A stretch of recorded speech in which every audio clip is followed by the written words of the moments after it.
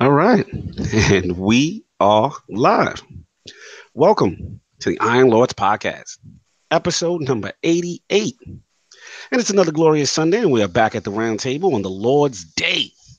I'm extremely excited about our special guest, and we've got Sony skipping E3, more PlayStation 5 rumors, a discless Xbox console, and our Game Award predictions to discuss. So we're going to get right into it. I want to introduce a Lord whose steady and continued rise as a content creator has been an absolute pleasure to watch. Not only does this Lord consistently stay on top of the generation's news cycle, but he always breaks things down with fantastic technical acumen and a balanced viewpoint. Introducing the creator and host of the Madz Gaming YouTube channel and GamesTechnica.com, the IT engineer by day, YouTuber by night, and the Lord of Poland, who continues to make his mark on the next generation. Making his debut into the realm of the Lord, my man, Lord Madz Gaming. How you doing, sir? Oh, that's what I call an introduction, honestly. I wouldn't be able to, to actually come up with something like that, honestly. I'm so glad I'm here. Obviously, great topics, great panel. One of the most entertaining and informative at the same time kind of podcasts I came across on YouTube. I love to watch you every day, guys. So, I enjoy it, and I'm so glad that I'm here today. So yeah, let's do it. Much appreciated. I'm a huge fan of your content, man. Good to have you in the realm. We're gonna have some great topics to talk about, some tech to talk about. Oh, I'm excited. Yeah, same here. Yeah, let's do it, man. So, of course, we have the four horsemen of gaming, the original lords of the realm here at the round table. We're down one lord. Oh my God! I think that sounds like what? Addict! Man down! One lord is down today. Unfortunately, Addict got called into the realm of work. So you got to do some OT today. But, maybe we get him later on. We'll see. We'll see how that works out. But, of course, we have our most technical gaming lord, the solo gamer who lives for the single-player selfish experience, and also the Sostradamus, Mr. Offline Profile Illuminati and Lord Patreon of the Iron Bank, my man, Lord Sovereign. How you doing, sir? I'm doing good, man. I'm half asleep, as as is customary, but I'm good. I got a flight tonight. I'm going to paradise, so I ain't mad at nothing. Where we going? Where you going for the flight? What's going on? I'm going home to motherland. There we go. There we go. Puerto Ricano. All right. Yeah, so it's a couple of days, No doubt. spend time with the family, Thanksgiving, doing that. But Mhm. yeah, man, that's pretty much it. I'm doing good. We had a fantastic time, and I know you guys will elaborate at medieval times. Oh my glorious evening. Glorious. Yes. A lot of debauchery. Yeah, that was great. That was absolutely great. I thought it was going to be subpar, Yes. that they can't tell how good it is or how bad it is, but everything was top notch. Like everything was top notch. I thought it was fantastic. We had a great time. Absolutely, man. I have to agree with you there. As far as games, you still on your Red Dead stories? Come on, man. You know that. That's just get too far this week. I didn't do much, but I do have a few anecdotes in my Red Dead recap. So this week I died a lot, man. A lot of because I guess that's what happens when you're the bounties in every county.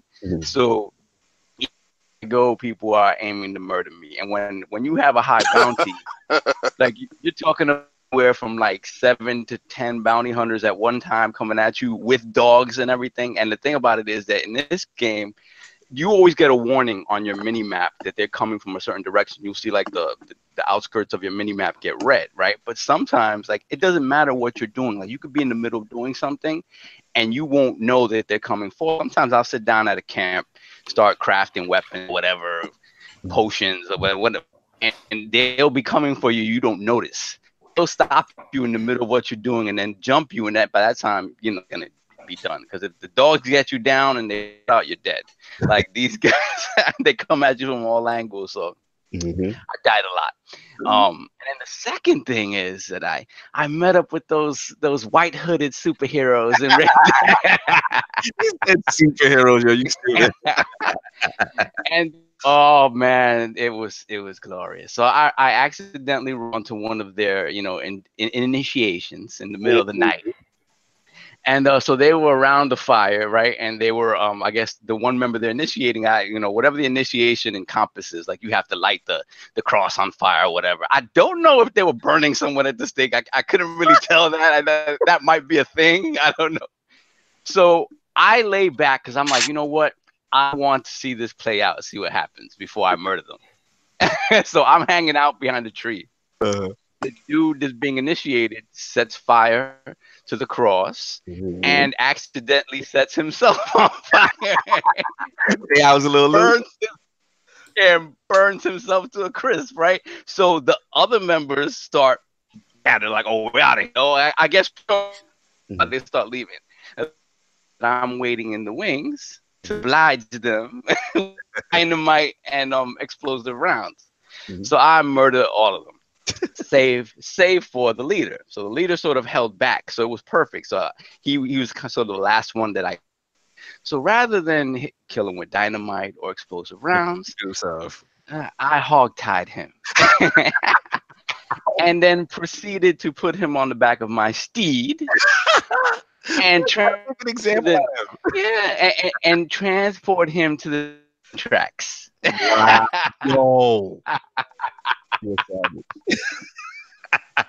Where I proceeded to wait for the morning train and had a glorious splat all over. So your savagery. Yo, it is hilarious, that game. The things you could do in that game. And the funny thing is that when you hog tie on, you put them on. If they'll be arguing with you, like he'll be cursing at you, like so you. So you can slap him so he can knock him out and shut him up. Savagery by South. Yeah. So I'm gonna miss not this coming week, but yo, solve your mic a little bit. I don't know if you're going in and out or something. Yeah, your mic is wilding. Yeah, your mic's doing. Is it? Yeah. The connection thing, maybe. I don't know. We'll figure it out. If you can drop in, drop back out, see if that'll fix it. Yeah, I'll do that. All right, no doubt. And of course, we have the Incredible Hulk of this, aka the Excess Gamer. Ooh. The Lord of Combat Sports, who is a man of his convictions, demands nothing less than that premium experience, and is the leader of the Fraud Alert movement. Ooh. Beloved Lord King. How you doing, sir? First and foremost, I would like to say happy birthday to a Lord that I didn't expect what medieval times were supposed to be. Like you see it like as a joke, and people have fun and they tease you and they're like, "How you going to medieval times?" Whatever, fool. Like, and I'm not gonna lie, I think it beat your birthday last year with the we was dressed up or whatever, the gangster Muggsy Bowles.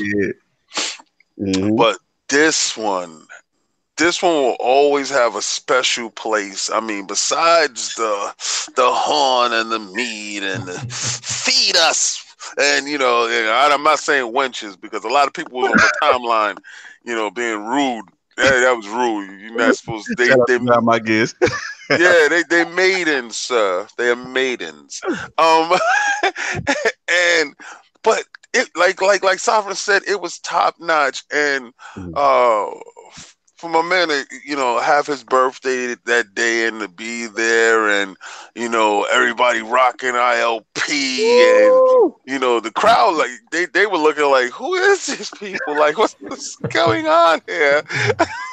they're into it, and they're not even part of the show. It was such a great thing, and I'm glad to build that memory with you. So salute and cheers to you. The horn will be drunk in your name.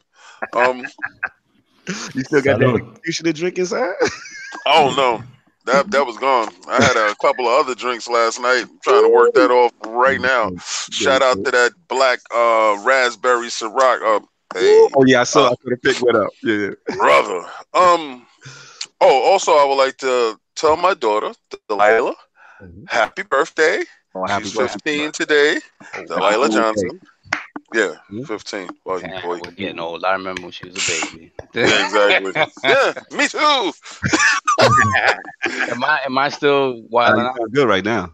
Okay. Yeah, you sound better. Yes. What have I been playing?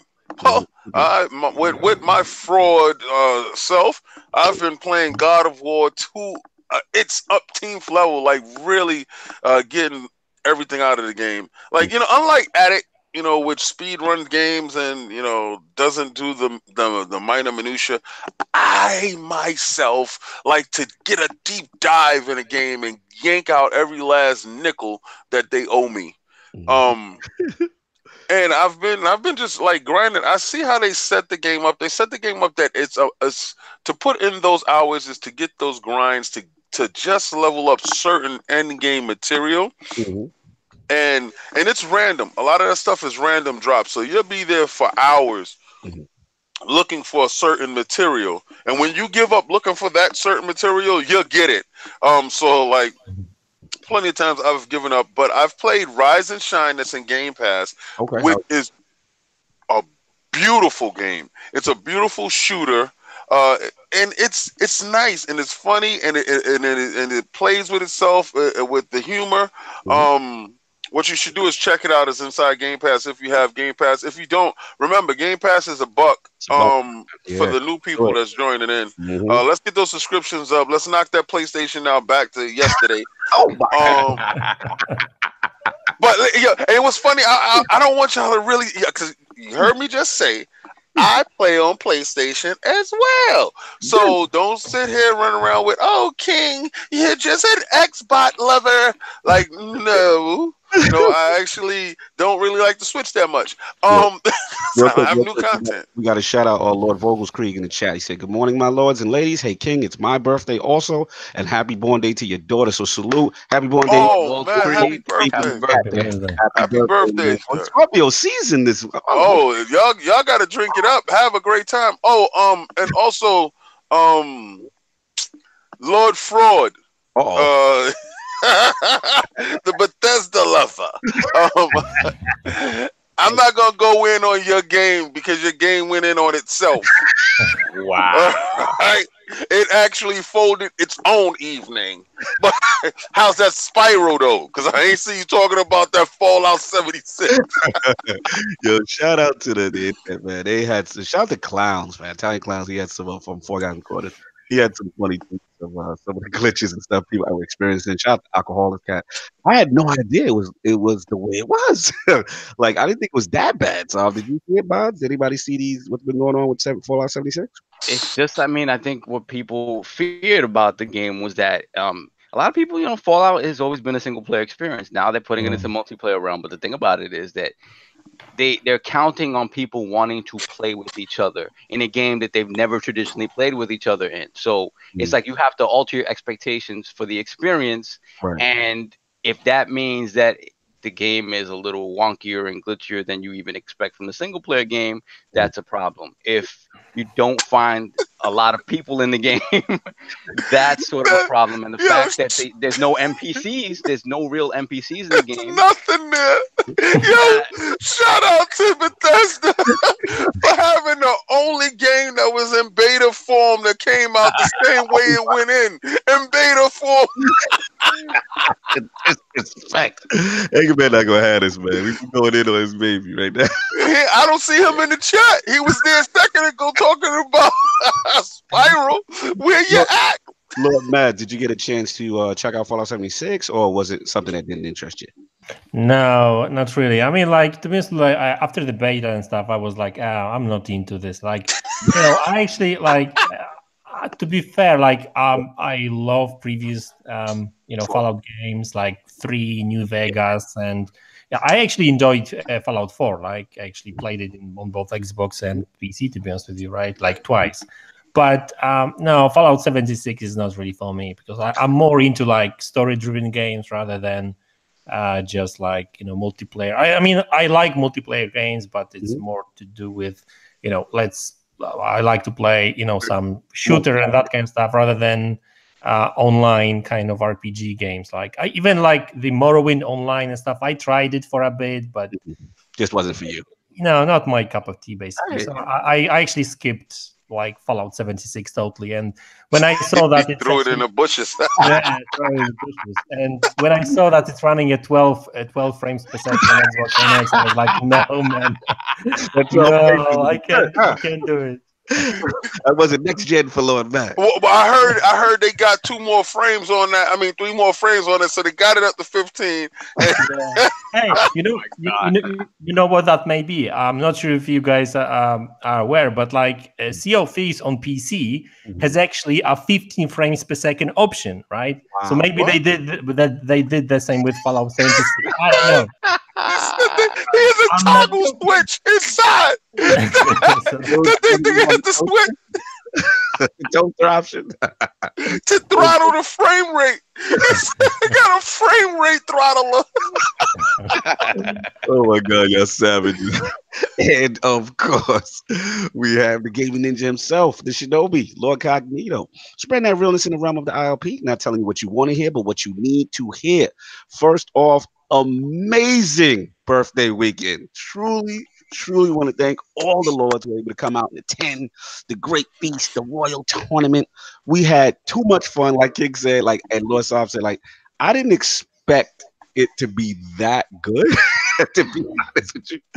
I came in with very low expectations, and like King said, man, we had a ball. Drinks were great. King was trying to get me to bend the knee to the queen. It was not happening. Oh, you know something? Let me tell you something. Let me tell you, don't ever go there with me. I'm taking my son there in January. We're going in January for his birthday. But if I knew, because they got little things, and please read the sheet to stuff that you can do, some weirdo things that you can do in there. Because it's about the highest dollar in that place. Your coin in that realm.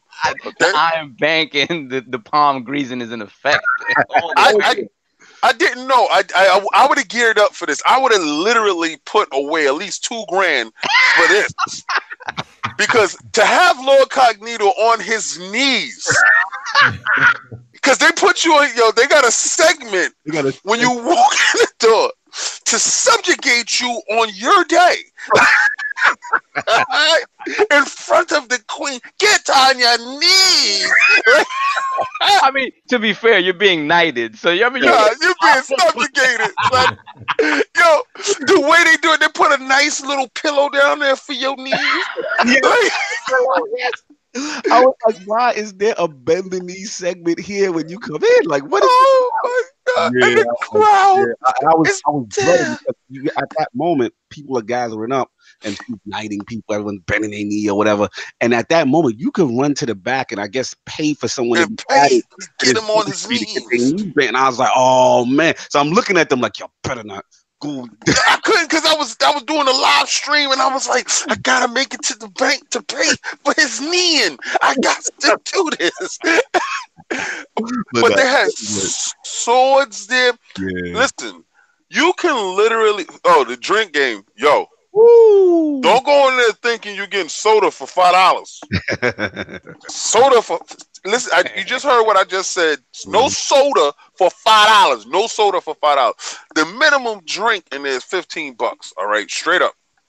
So just know that part right there. If you plan to get saucy before you go. Do it like Cable Guy and bring your own.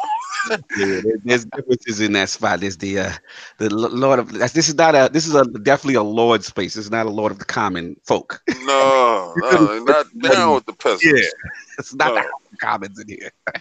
No, I tried to get LordCognito to purchase the horn. Yo, the horn. I should have purchased it. But what it is, I got caught up. They had a drink called the Executioner, and I was just like, yo, this. Yeah, that was. Remember, I already had my goblet. Shout out to Lord Kaibatsu. So I was just, pouring up the goblet, getting loose. You know what I'm saying? Then we got in there. Salute to the Black and White Knight. for the true night of the realm. Oh, the hell with that Dreamcast night. guy. That was Dreamcast The hell guy. with that night. That guy looked just like Dreamcast guy. And that was my dude. He fought valiantly for the realm. He won the tournament. He fought for me. It was fixed. It was jobbed. He jobbed his way to the top. I don't know what's going on. The night that I chose Bed at Night, he was definitely the man. If you've seen the pictures, I took a picture with Bed at Night. I told him he's the real winner. I even told him when I'm standing, I understand they told you to take the job. I understand. Don't worry about that. You the real, knight of the realm. To hell with these other dudes. Well, shout out to them though. The jousting was kind of lit. Like it was. Like I will say this, like Soft, like they are very skilled in there. Like what you can't go in there and be like, yeah, I want a job. Like no, that's not happening. Like you have to have training. Yeah, man, that is what's up. I wanted to see somebody mess up. Yeah, I was waiting for that too. Squire and stuff, and then they was doing the horse tricks. And shout out to the dude who had like the raven flying across. Oh, that dude? That was crazy. How do you train an eagle or a raven to do this? No, it wasn't a raven. It was a hawk. He had a hawk. Okay. And because raven is a giant crow. So that's definitely not going on, and he's not training those guys. And it was no eagles. I was like, yo, how he's not pooping on people? Because I thought birds can control their bowel movements, and this dude was flying through the crowd. I was like, hey, all right now. Okay, hey, and he's just swooping past people, and then the guy snatches the bird out the air. I'm like, yo, it was crazy. And the control he had it swooping every section of the whole castle, and like going over fans. Like I don't know how you train that. Like that was amazing. And, shout out to Merlin. Yeah, the man Merlin. Luke. I think the queen was mad at us because we kept taking pictures. Man, the hell with the queen. Yo, I'm going to tell you right now. I'm going to tell you straight up. When we walked in a place, you know how when you see somebody, you're like, oh, my man, I saw him from across the room, and I said, my man is definitely about all his medieval times. I'm taking a picture with him. And it was like, do you want to take a picture with the queen? They kept trying to push me. I was like, no, I don't care about that queen, man. I said, but your man Merlin over there, though, use the man. He was like, you sure you don't want to take? No, I don't care about her. I care about Merlin, though. You that dude. Let's go, Merlin. Yo, good, though.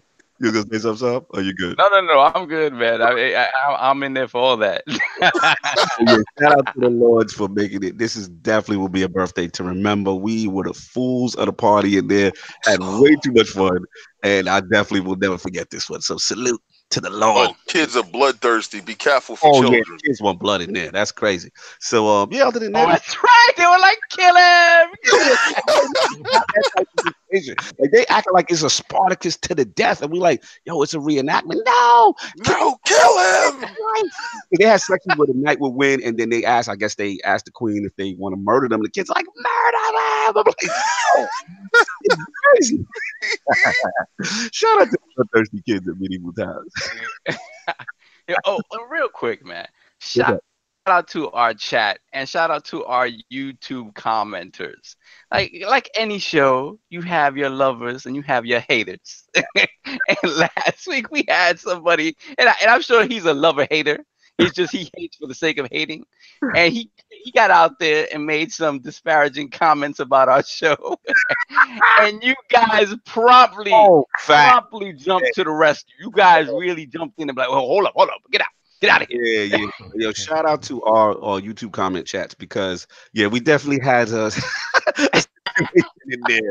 Someone was very upset, and y'all just gave him the bid. I didn't even have to respond. Like I looked in, they bombed him. I was like, I gotta check that out. Oh my god! What you say? 87 comments chat. Y'all was lit. But you gotta love. So thank you for listening and hating us. Please continue to do so. Here. It's beautiful. So man, that's pretty much it, man. Just waiting for that little bit of Destiny. And what you are waiting for the PC rig should be one more week, and that'll be it. So now that we've gotten into what the Lords have been playing this week, I want to start off with Lord Madz. His video game system history, being a gamer in Poland, his career in IT, and his journey into creating the extremely informative Madz Gaming YouTube channel. So, Lord Madz, let's start from the beginning. What were like some of the first video game systems you had, and what got you into gaming? Oh well, I mean, like I think that the first console I ever like played on was the Atari 2600. But I must have been like 6 or 7 years old or something. And the thing is, like, you need to be aware that back then, I mean, Poland was a communist country, right? So it was really difficult to get like that was a premium device, right? It was not something that you could get and grab from the store shelf and stuff. To be honest with you, back then there was nothing on the store shelves in Poland, right? Honestly, right? But let's not get into this. But the thing, that was the first thing. I actually had a chance to play it at my uncle's neighbor, because back then I actually visited them quite often, and I think like the two games I remember was River Ride, and I think Pong, if I'm not mistaken. So good game too. Yeah. So these two, but like as I said, like I played it a couple of times, so that was the first time I got exposed to like gaming, to be honest with you, right? But then when I got a little bit older, and I think I must have been like in second grade or something. Well, my colleagues from school actually started getting those computers, because like consoles back then here in Poland were not really popular. If anything, yeah, I mean, I think that the part of the reason behind that was the fact that there was nothing really in Poland, as in like you couldn't get like too much of electronics and stuff, right? So like consoles were not popular. If I really remember, my first couple of years of like gaming was literally on computers, right? I'm talking about computers like Commodore 64, like Sinclair ZX 81 or something, I think. My very first computer, very first gaming system at all was actually Commodore 64, right? So nice. 8-bit computer. I remember my colleagues having Atari 65 XE and that kind of stuff. So these were like basically 8-bit computers, right? Yes. So I wasn't really exposed to consoles almost at all. So like consoles like Nintendo Entertainment System or like Sega or something. I mean, that was something very, I didn't know that. I didn't know that these kind of systems actually exist, right? Gotcha. And the thing is so I had a Commodore 64, so I had that like for a year, maybe two. Then I actually moved on to Amiga 500. The Amiga, wow. Yeah, these were very popular over here. Huge. Yeah, and amazing machine. So, and the thing is, like, it kind of like it made me to some degree, these computers, because the fact that I had computers, I actually not only gamed on it, I also tried. I tried a little bit of basic programming and that kind of stuff, and I think that's the way I kind of got into IT and stuff later on in my life. Because I got exposed to like technology and stuff, not only gaming, but let's face it, 90% of my time on Commodore 64 and any computer I had was basically gaming, right? I mean, I told my parents that actually, I need this computer for education, right? I will need it for, And to be honest with you, I don't know. I would have to go back to my father and ask him whether he believed me or not. But anyway, I guess it worked because they bought it. They bought the computer, and then obviously a quick question, because you made a like what I'm noticing with the difference is that from a computer standpoint, it didn't seem it seemed like consoles wasn't as prevalent. So in your case, like your friends didn't have consoles? Did everyone kind of have Commodore 64 around you, Amiga around you? Was that kind of like the norm for your friends? Yes. I mean, that was the thing here in Poland, because like you could get actually I'm not entirely sure why that happened. Maybe because of the fact that it was actually easier to kind of to persuade somebody to buy a computer because you could use it for something else other than gaming. And well, people were rather poor here in Poland back then, right? So we didn't really had a lot of money. So that kind of like entertainment systems, right? Like computers were something that Xbox One X is a premium console, right?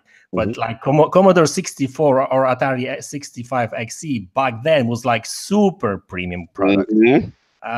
So that's why I got exposed. It's like he has money. He has the computer. Get him. Honestly, that was the case. Really. Nice. And the thing is, like, on top of that, around the same time, obviously, I was exposed to like games in I wouldn't even call it like arcade saloons or anything like that, because you probably guys had like a proper shops where proper like places where you could like go and play these video games and stuff. We back then we had like basically that wasn't even a proper gaming places. Like somebody actually made it. What was the first arcade machine that you saw in Poland? Like how because the reason why I say this is because the shops that we had around where we in New York, very randomly you would see in a grocery store. You stole my point. Yeah, arcade machine, just a pop up in the grocery store. It has no business being there, but you walk in, you're like, oh my God, they got Donkey Kong. Hello, like and you put your money inside. So what was the first arcade machine that you just like stumbled across in some part of Poland that you had to make it your business to get in there and to drop your quarters inside to that arcade machine that actually brought you back to it? Good question. I think that was Galaxy. I'm not sure if that was 1 or 2 or something like that, but that was Galaxy for sure. And I actually spent quite a lot of money on that machine. I mean, like, playing on that machine. Where was it? Because you said they weren't like dedicated arcade, like so to speak. So like was it like a local store or? Well, that's the thing. Like back then it was more of a like somebody like when you have those barracks or something where like you've got like building guys like moving from one place to the other after when they working on some construction stuff. So you've got those like barracks where they keep their clothes and stuff. So we had similar kind of thing like somewhere at the outskirts of the city, and this guy, dodgy guy, right, had a couple of arcade like machines. We would actually go and everything was dodgy back then. If my mom would know that, if she knew that I was going there, like back then, she would never allow me to go there. Her angel was around criminals. He's like, excuse me, sir. I'm just here to play the video games. You can do your murdering over there. Thank you. We've been in many a dingy arcade in our life. Very suspect locations. Yeah. So, well, in that case, we had the same, right? Yes. Shout out to the criminals. Yeah. So, So around that time, I got Commodore 64. Then I kind of moved to Amiga 500. After a while, I got into PC. And actually, I must have been a teenager back then. I actually even I got into it to the degree that I actually started building my own PCs and stuff and selling that for money.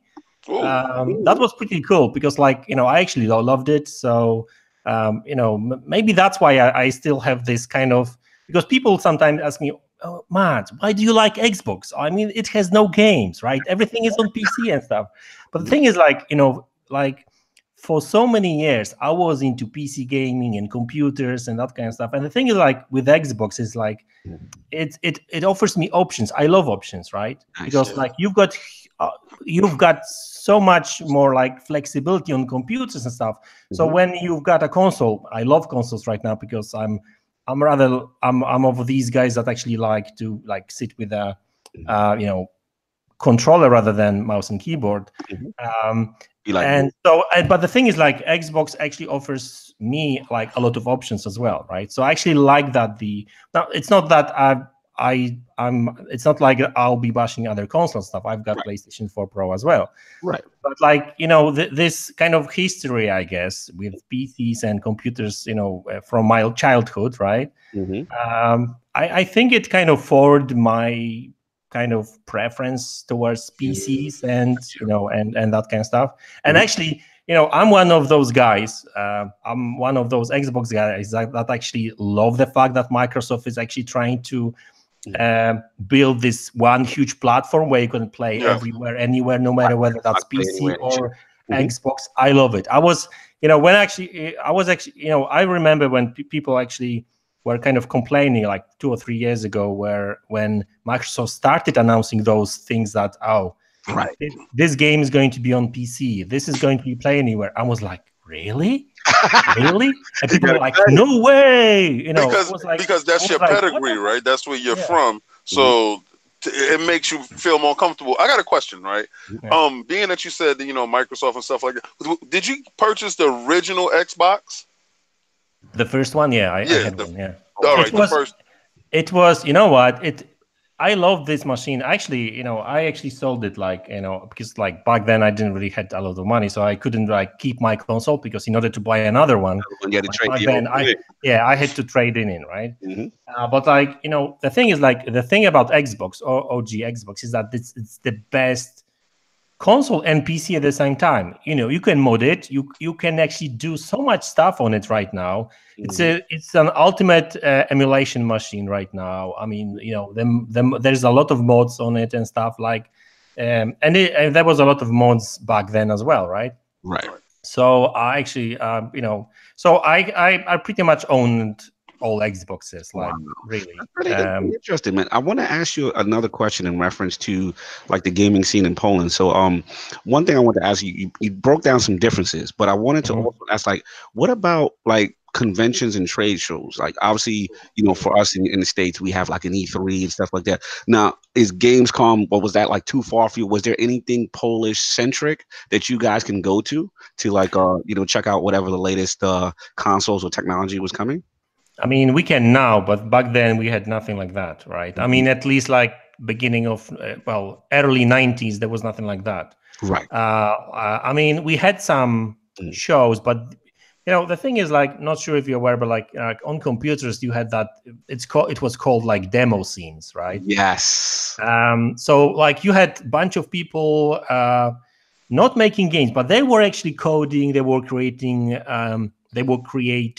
graphics and music for those demos, right? And these demos were basically like a mixture of graphics, animation, music, and sometimes text, right? Basically, it's like making a trailer or something like that, right? Yeah. So guys were basically making that kind of stuff, and basically, you know, we had these events back then where people were like, you know, meeting up and sharing these demos and stuff, and they had some contests, you know, there was a winner and that kind of stuff, right? So but we never had like proper gaming events, well, at least up to some point, right? But there's also one more very important thing, like completely different like, you know, that's a big difference between like Poland back then and now, is that, you know, right now everything is like everything is regulated and stuff, right? Back then it was completely different in a sense that there was no legislation, right? Piracy was a thing, and nobody had an issue with it. You know about that. And the thing is, like, I remember, I remember when I actually had my computers and stuff, you know, I was actually going to like a store with electronics, like all kinds of electronics shop, and they had those cassettes, right? And on a cassette, you had like 15 games at least, right? So these were like collections of the best Commodore 64 games, for example, right? And it was all piracy, right? But the thing is, it wasn't illegal because it was not regulated back then, right? Copyrights, there was not such thing as copyrights back then in Poland, right? Okay. So, you know, we were like swapping those cassettes. We were like, you know, copying them from one cassette to the other and stuff. That was a normal thing. Now, obviously, not right now. Everything is regulated. I'm talking about like, because I'm nearly 39 years old right now, right? So back that was like 25, 30 years ago, right? So that was the way we were getting games, like very cheap, and I guess that it kind of saved us in a sense that was the only way we could actually play games. Because I tell you, if we were to play like, I don't know how much games did cost like back then, right, in the States, $40, $30. Oh man, I mean, No. No. Back then, you're talking about $90 games easily. Oh Jesus Christ! Like nobody would buy a game here in Poland, because like it's I would have to double check, but that's probably a couple of months, kind of like somebody's salary, right? So nobody would afford it back then. So in a way, that really kind of helped you, because you were able to experience multiple games, at once that normally you might not have, had access to. So you got like a plethora of stuff at one time, which is pretty cool. And actually, it was a blessing and a curse at the same time, to be honest with you, because like back then when I got this cassette with 15 games, I was like, okay, so which one do I try? And the thing is, like, after a while, I got bored because I didn't really get into any of these games like properly, and I skipped over them. I tried some of them, and then somebody brought me another cassette with another 15 games. Let me tell you, and I was like, Jesus Christ! And sometimes actually, I still have this kind of tendency to like, especially with Game Pass, you log into Game Pass, we've got like 200 games. Like, oh damn, what do I play, right? And okay, so I'll try this one. Okay, so 5 minutes, 10 minutes, 20 minutes, another one. And so sometimes it's I think it must have sometimes a negative effect, because I know where you're going, because it's funny you say that, because in New York, shout out to Sav, who is assisting us with access of certain things. Why you gotta shout me my out for that? man? I gotta shout out to Sovereign, the burner. And what would happen is, like, Sav, hook us up, and we'd have a plethora of games of the system. The rules of the engagement, they all that done. I have no idea what you're talking about. Like, let's say in this hypothetical world where Sovereign was that dude, and that dude, he had a booklet of what did you want to play now.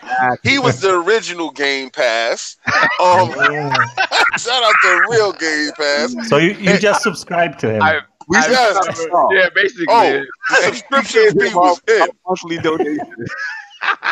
So what happened was, it was like you said, I would have these book of CDs of these games, and it was just like you get overwhelmed, because you're like, all right, I'm gonna try this, let me try that, and then you end up not finishing anything. Yeah. You just have this plethora of games, and I've noticed that, unfortunately, with the piracy scene, that was the part I didn't like it, because you did have everything, but I really never finished anything, and that's the thing I didn't like about it. But guys, you were saying? No, it's true. I think once you have everything, you don't appreciate anything about the game. Like, you'll play it for an hour and put it down and never play it again. Yeah, I've come to the realization that I love console launches for one reason and one reason only: the fresh start that you get to start a new stack. That you actually play these games, like, because when the new Xbox came out and Rise came out, I played Rise to the end. I played Dead Rising to the end. I played all these games to the end, and you're sitting at the one point where you're like, give me more, and then I don't know what happens, but somewhere in the middle of that cycle, when the library is growing, you become overwhelmed. And you have so many games that you don't really get a chance to play anything. And I think this Game Pass and other subscription services is going to remove that from you, of that newness of the new games, because the backlog, your backlog is going to travel with you from now on, guys. Like, it's literally going to go. There's no cutoff point on Xbox. That's for sure. That's it. So I guess we're going to have to find that newness in hardware. That's what I'm just saying, because I just thought about it right now, and I said, wow, I just watched that one little part of me die, because I like when I got the new PlayStation, the new games right there, and I finished them to the end. Like now, I don't get a chance to do that. Like you got some stuff. Let me try this real quick. All right, and move on. Hopefully, it's grabs my attention. So yeah. Yeah, so definitely, like Lord Madz, I definitely hear where you're coming from with that. So that I would say that was during the Xbox era. Now when you move up now during the I'm assuming the 360 era, did you have a PlayStation at that point, or you still? Yeah, I mean, here's the thing. When PlayStation launched, 95, 96. Yes. Yeah, I mean, I think that was around the time when all these things got finally dealt with. I mean, like piracy and stuff. I would have to double check the actual dates and stuff. But obviously, people got so used to everything and stuff. The piracy was still a thing for many years after. But at least that was like a beginning of like a legal gaming market and stuff. And this is actually when I think Sony was the first actually, because Sony was present in Poland already, right, for many years. Because they were like selling all kinds of electronics, right?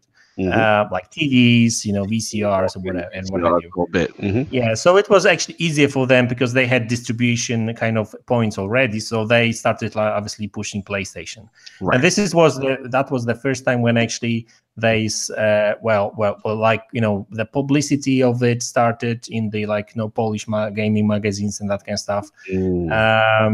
So, I actually and to be honest with you, the first time when I actually got into console gaming was with PlayStation, the original PlayStation 1. I remember I was so new to the actual consoles and stuff that I bought PlayStation without the memory card, and I got I got Final Fantasy VII, right? Did you never turn that machine off?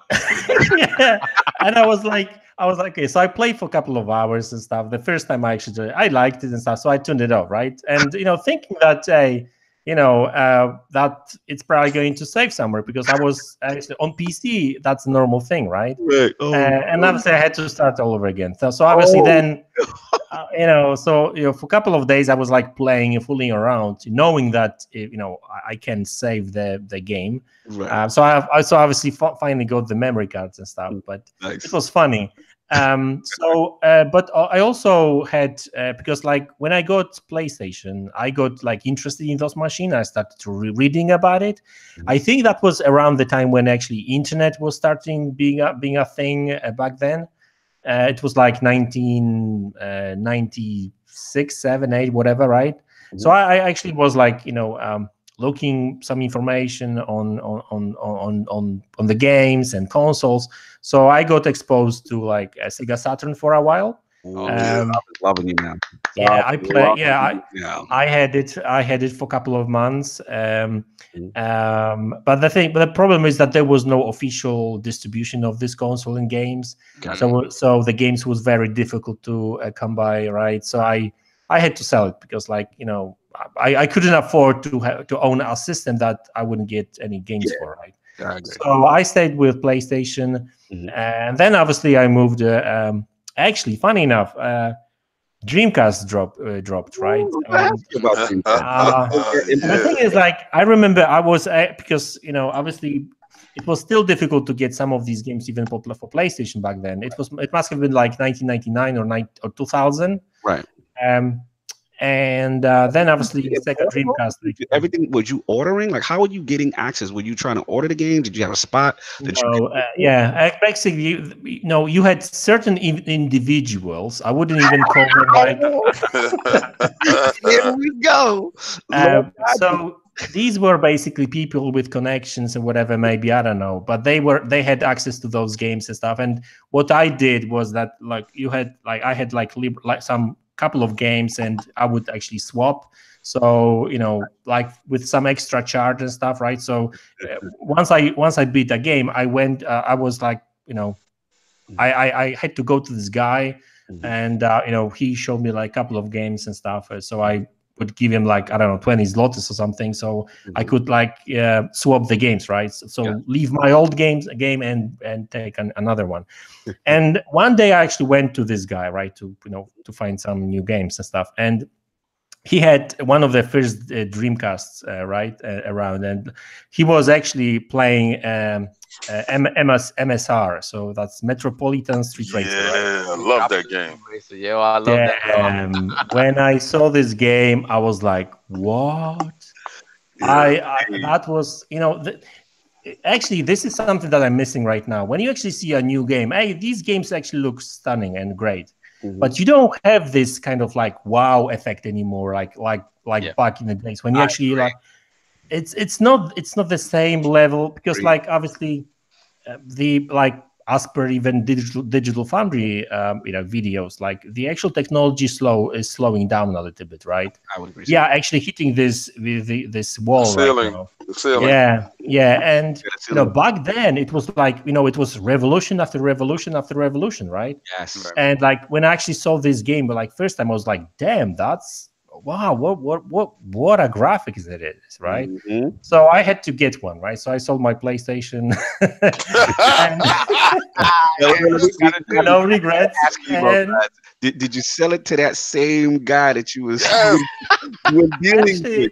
I don't remember, but I think I did because like later on, I'm pretty sure that he was the Polish Mr. Lee. Yeah.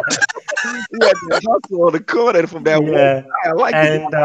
So I went to this guy, obviously got a Dreamcast, and I was like, okay, so I didn't really know much about Sega other than a couple of games on Saturn back then, right?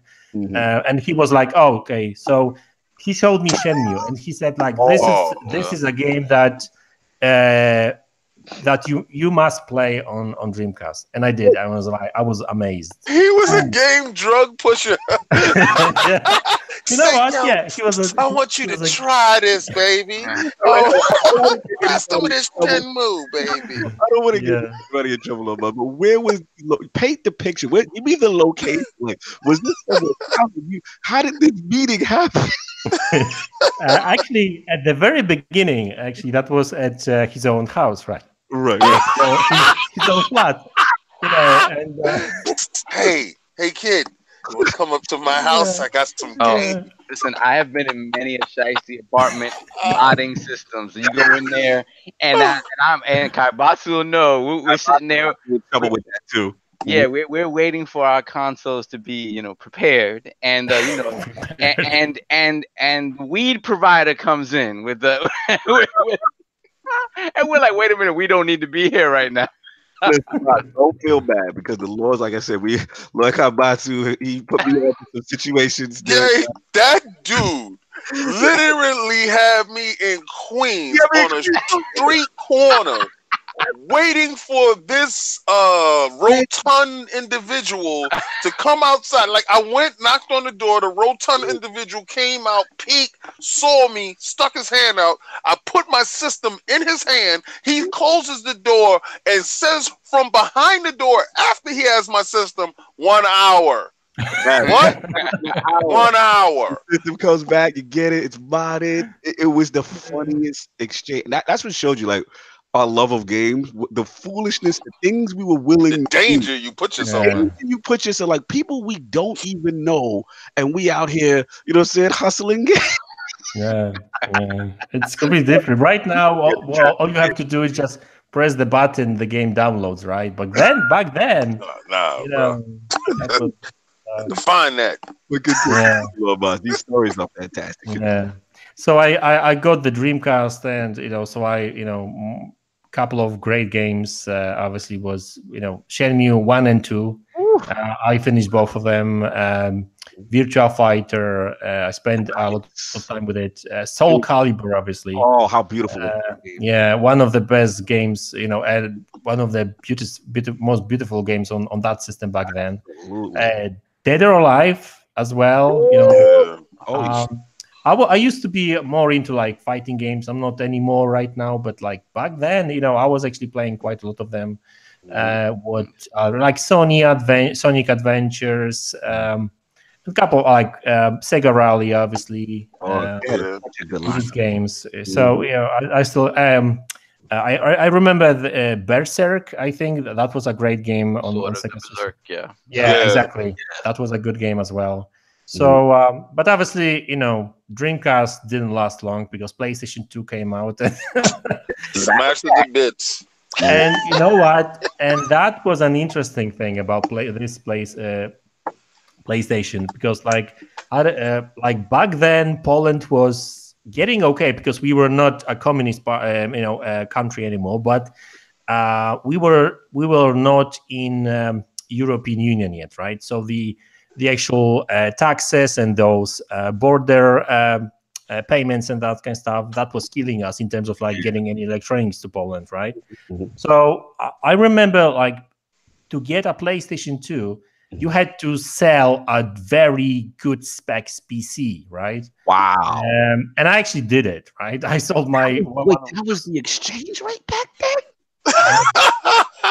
I don't remember, but like, honestly, the thing is, like, I remember, like, it must have been like at least like twice I had to pay like double price, like, of the actual retail price, right? Wow. It was so expensive because these consoles were coming to Poland from like Germany or France or something, right? Okay. Yeah, so these were very, very because, like, Sony Poland back then was just starting up with this, right? So you still had a lot of these dodgy guys, right? Like they were getting those consoles for us and stuff, right? Because the distribution kind of these consoles was not great. Right. So it was funny, right? I mean, it wasn't funny because, like, I was broke basically, right? The Polish mafia was in his wallet. You got to put that money up. You knew the exchange rate was high. Yeah. Mr. Lee is all over the place. I love it. These are the stories of true hardcore gamers. Yeah, Talking about this. Continue. Yeah, that was a hassle, but yeah, I love PlayStation 2, and actually that's one of my favorites, favorite consoles ever, to be honest with you, right? I mean, it's like so many great games, like, absolutely different. Like I got exposed to Japanese RPGs on PlayStation, but obviously then when I saw the Final Fantasy X, I was like, damn, that game looks fire, right? So, like, obviously, Gran Turismo 3, one of the best racers, and I think that's my favorite Gran Turismo ever. I spent so many hours on that game. I guess after a while, obviously, Xbox came out, and I was like on the fence with Xbox. But hey, I'm a graphics whore, so when I saw those games, you sound like King now. Hell yeah, he saw that Halo and that flashlight turned on. He said, "Oh, excuse me, one please." Yeah. And I actually, funny enough, I actually got a modded Xbox, and I played Ninja Gaiden and stuff. And my whole family knew that I was playing Ninja Gaiden because it was difficult as hell, and I was screaming, I was throwing all kinds of stuff, and but I finished it. I did it, right? So a lot of great games obviously on Xbox, and that's the way I the whole adventure with Xbox started. And to be honest with, like, ever since I always owned PC, some form of PC, because that might have been a laptop or whatever, right? Not always a gaming PC, right? So back then it was more of a gaming, like a laptop or whatever. And obviously, all these consoles, as in, like, Sega was not there anymore because obviously they went bankrupt pretty much.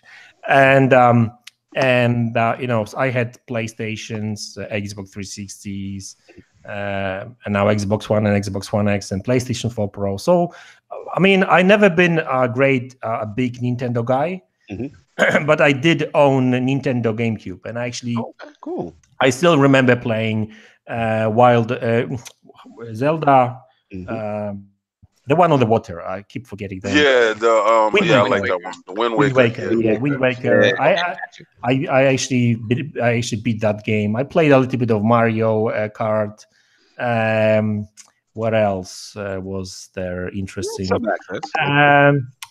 I'm not sure if you remember this horror game Which one? that was like, you know, playing with you a little bit. Eternal Darkness. Eternal Darkness. Oh, Oh, yeah. That was great. Yeah, that was great game as well. Absolutely. Yeah, so I had a little bit fun with the Nintendo, but for the most part, I was really more of a Xbox and PlayStation guy rather than Nintendo. PlayStation, PC. I got it. So I just want to bring this up now, just round it in and bring it forward to where you are now. And like, how did you get into the creation of the Madz Gaming channel? Like, how did that now? Was it just a natural progression because of your love of games, and it just made you kind of gravitate towards YouTube? You know what? It was funny because like when during PlayStation 3 and Xbox 360 era, I was not even on YouTube. Like I wasn't even I was actually checking YouTube just for like music and stuff, right? I never followed anyone.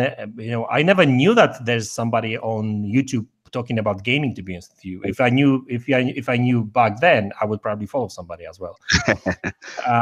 But like obviously then when Xbox One and PlayStation 4 came out, I started like obviously Googling stuff, and maybe that was a new thing that Google actually was promoting YouTube videos as well. But like I actually came across a couple of YouTube channels talking about gaming, right? Mostly Xbox because I owned Xbox One like pretty much almost day one, and I didn't buy PlayStation 4 up until like Uncharted 4 release, right? So I was mainly looking for information on Xbox One and stuff. And funny enough, there was a lot of like I came across a lot of technical channels, like more talking about power of DirectX 12 and stuff, and that kind of conversations. Yes. Yeah, and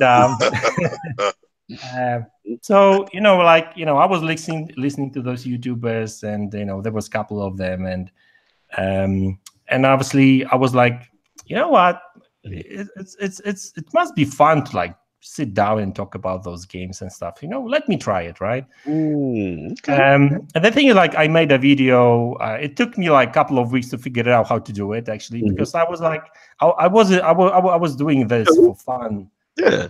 And so I think I like the first video I made like on the phone or whatever, right? And made the video, dropped it on YouTube. Nobody watched it for like 3 weeks and stuff, so I left it. So I left it, right? Because I knew nothing about SEO optimizations and that kind of stuff, tags. I didn't know. I knew nothing about it. So I think after a couple of months ago, like by mistake or whatever, right? By coincidence, I actually opened up my YouTube channel again, and I was like, maybe I make another video, right? And that kind of like I made one.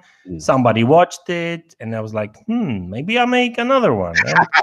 And that's the way it started, right? Fever. Let's go. Yeah. And I kind of like liked it. My quality, of videos was terrible, but I was having fun. And when I actually started it, and I saw that I've got interaction from people, and people were saying, "Oh, nice video, man," and stuff, right? It was like, hey, it's worth it. It's fun. Absolutely. And that's how it started. And after a while, because like for some time, actually I had some issues with my YouTube channel as well, because I was doing things wrong, and what I think my first channel was actually shut down by YouTube. Oh wow! So I made another one, you bring some of that Polish flavor.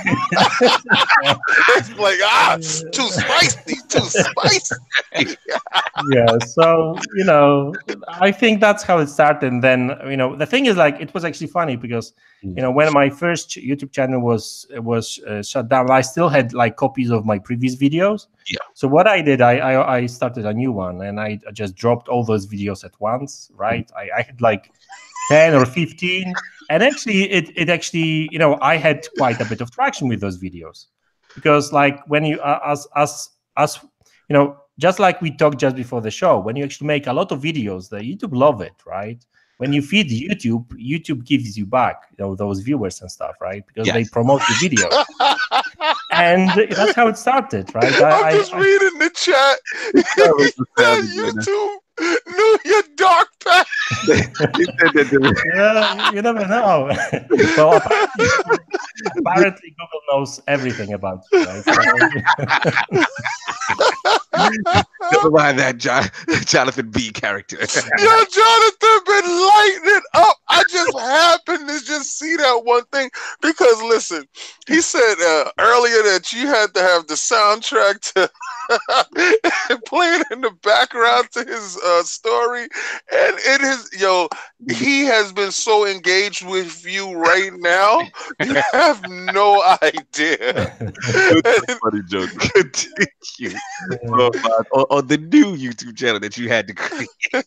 Yeah. So obviously, the channel I then created is the one that I have right now, Madz Gaming channel. Actually, it was called differently. I think it was like MD Woods, whatever, right? But I changed it later on. Mm-hmm. It kind of like rolls really. I love talk about like more technical side of gaming, to be honest with you. Sometimes I make a review of games. Sometimes I talk about games, like as in like what I think about the game. But like 19% of my content is about obviously more technical, like resolutions, frame rate, specs. I love rumors and leaks, and the thing is like I'm trying to mix it up with PC a little bit because like the thing like with these consoles is that all things kind of starts on PC, like all the architecture and stuff. So like even with those new upcoming consoles, like a lot of stuff is out there. We kind of we can pretty much predict what may happen with those consoles, right? Absolutely. So it's back then when they were like making those consoles, like, and they were like going with complete different like companies like Toshiba or whatever, right? They were making CPUs, GPUs for those consoles, right? But right now you've got AMD, Intel, Nvidia, and AMD. AMD that are making those parts for those PCs and consoles, and there's nobody else right now. Exactly. So it basically mirrors it. So like you said, you can kind of predict based on what's going on in PC. And I do agree with you. And I wanted to shout you out as far as your growth on the channel, because I definitely see tremendous growth, especially, like I said, your daily tech videos, breaking down the latest rumors, what could be true, what couldn't be true. And I know the PS5 stuff, we'll get into that later on with the topic. But no, I really want to thank you because like you've been doing a fantastic job with that. You've been killing it with the specs and whether either proving or debunking certain things, and that's great to see, man. So it's good to see the growth, man. Seeing you keep doing it. So that's cool. So I'll keep pushing. Keep pushing, man. Don't worry about no channel shutdowns. We got you. Thanks a lot. So I want to get into the question that we always ask every guest here at the round table. So I need, Lord Madz, your top 5 game franchises of all time. Oh, that's going to be difficult. Let's go. Okay.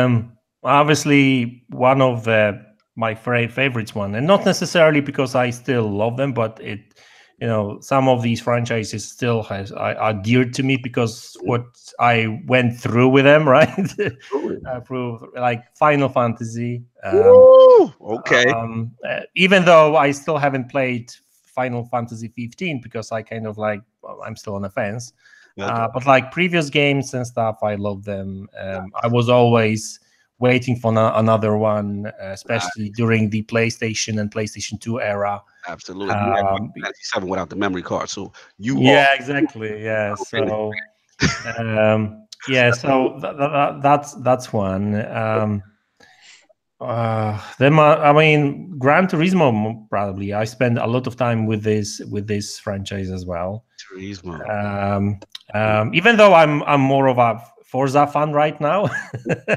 True, but you can't take away the history of Gran Turismo. Forza is more appealing to me right now, and they actually making stuff. Although GT Sport is not that bad anymore, right? I play it, and it's good now, right? But like back then, what they did with this franchise, like on PlayStation and then PlayStation 2, both in terms of like simulation, physics, and graphics. They were like the first to do stuff, right?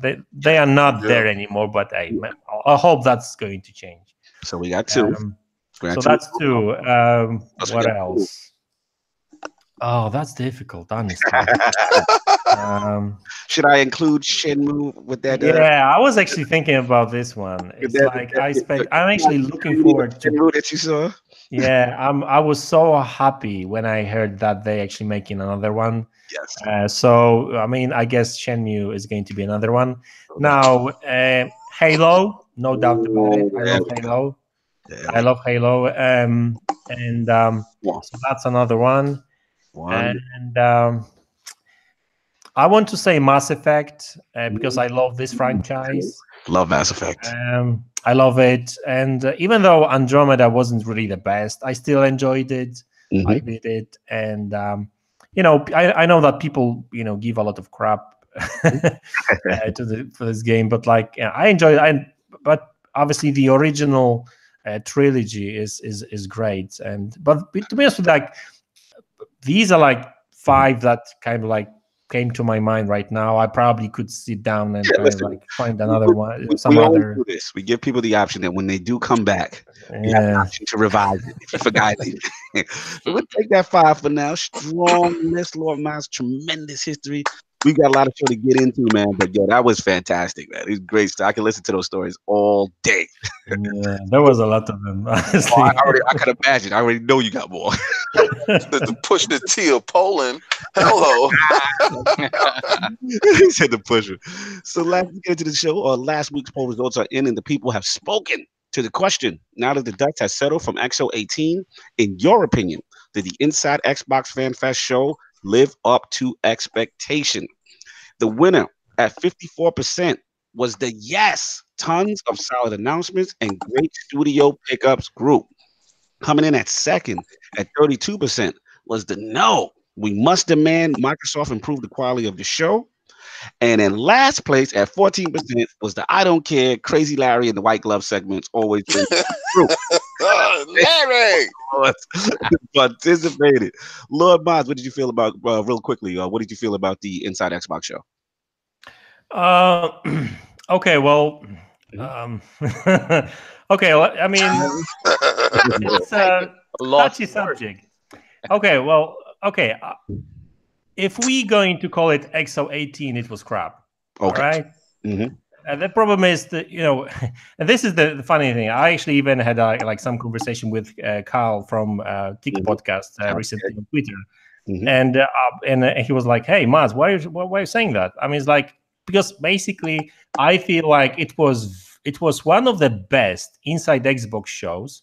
It might have been a bit shorter and stuff, but as an Inside Xbox show, it was great. It was a very good show, right? Because they had some announcements and stuff. I was actually very excited about Ninja. What's the name of Hellblade coming to Xbox Game Pass or whatever, right? Yeah. They had obviously the new studio announcements and stuff. So there was stuff to share, but I don't really understand why Microsoft actually even tried to stick XO18 sticker on it. Because funny enough, I'm one of those guys that if somebody is actually referring to some older events, I will go and watch it. And I did. I did watch some of those shows from back of the days, right? And they were really good. They had a lot of games. The pacing was great. It was it's like E3. It was like game after game after game announcements. Exactly, and that was and funny enough, a couple of days before the actual show, I was like on Twitter saying that I don't have high expectations. All I want from this show is those 2 new studio announcements. I want Battletoads gameplay. I want Crackdown 3, obviously gameplay. Some smaller titles. I want Ashen. I want Below, right? And I was actually expecting some information on xCloud. And you know what? And half of this stuff that we know that these games are coming. It's not something that they keep secret, right? I mean, Battletoads is apparently going to be released in spring of 2019, right? I'm sure they must have some sort of gameplay of this game already, right? But they didn't say anything about it. It was like, I get that they are pushing Xbox Game Pass and stuff, right? But like, if you're trying to make people to perceive this as a new brand, Xbox show for fans or whatever, not another Xbox inside Xbox. It felt like. I mean, make it worth it, right? So I'm with you, man. I'm with you. That's my feeling. So it's not like it was bad, as in like, you know, it was totally crap, because it wasn't, right? It was a pretty good show, right? The pacing could have been different, but standpoint, it was very solid. But like, it all came down to the pacing, and that was the thing that I think a lot of people had a problem with. And it just could have been presented better. You know what I'm saying? But as far as if you look at the information on paper and what they actually had to present in the studio announcements, it was a pretty solid show just based on announcements itself. I don't think them branding it inside Xbox is gonna go over well with the Mexican crowd. What they were trying to do, they were trying to build a moment. So by branding it XO 18 Fan Fest, right? That pops, opposed to saying Inside Xbox Fan Fest, right? So that it was a branding type of thing. It was an image type of thing. Yes, it was the biggest inside of Xbox that we got. And I understand you're disheartened with Ashen not being there, Below not being there, and Battletoads not being there. I can get that whole thing right there, because, you know, I actually played Ashen and I thought they would show that and tell you when it's coming. We actually saw Below, and you know, didn't you have a backdoor with that, Cognito? Yeah, behind the scenes with those guys. Yeah. The game looked really good. He had a deep dive with it. He spoke with the developers and stuff like that. And those games that are actually playable, that are actually almost out the door, should have been highlighted more. But I think that show was one to show the level of engagement inside of probably their number one audience, as far as Mexico, which is, who knew that, to give back to those fans, and also to have the Game Pass promotion. It was a giant Game Pass promotion to tell you that absolutely 16 games were coming out, and the studios. They wanted to highlight the studios at the end for those people that want to know that other stuff is coming. So I can get a lot of the pacing issues. And like Kratos said, shout out to Kratos. Maybe it wasn't just for us, to be honest with you. Sure. Maybe, and that might be the case. You know what I'm saying? That definitely might be the case. So we're gonna get into it. But we got a poll actually coming at the end, so stay tuned for that. So let's get into these topics, y'all. Addict is not here, but we're gonna set it off with his topic. And major bombshell, y'all. Sony is skipping next year's E3. They're ditching the traditional booth, the press conference. I already hear King chirping. The ESA basically that runs the E3, they confirmed it. And they came out with a statement. It just said pretty much that, as the industry evolves, that Sony continues to look for inventive opportunities to engage the community. PlayStation fans mean the world to us, and we want to innovate, think differently, and experiment with new ways to delight gamers. As a result, we have decided not to participate in E3 2019. We are exploring new and familiar ways to engage our community in 2019 and can't wait to share those plans with us. So that broke the internet this weekend. There's a lot of discussion. I want to actually start with Solve on this because I think me and him have got a chance to talk. Me and Addict talked offline. I think I know where King stands on this based on Twitter. And we'll get Madz in after Solve. But Lord Sov, when this broke, what was your feeling? Sony skipping E3. My immediate reaction was, what? Like, right? You just hear that and you're like, wait a minute, they're skipping the biggest show of the year. Like, it doesn't make any sense. And then after a while, like, you stop and you think about reasons why they possibly would do something like this, right? And it also sort of comes into light, right? So my perspective on this is this.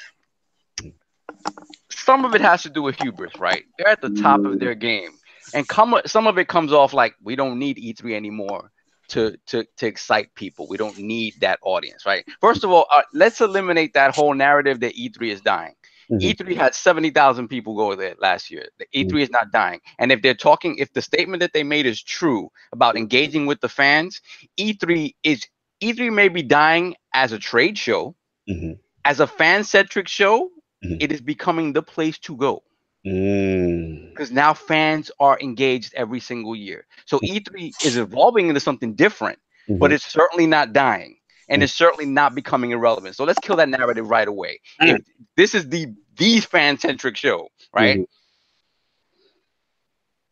The fact that they're moving away from that is weird. I understand that they're gonna they're announcing PS5, right? And they're good. They want to get all of their exclusives in under one roof, talking only about PlayStation stuff, right?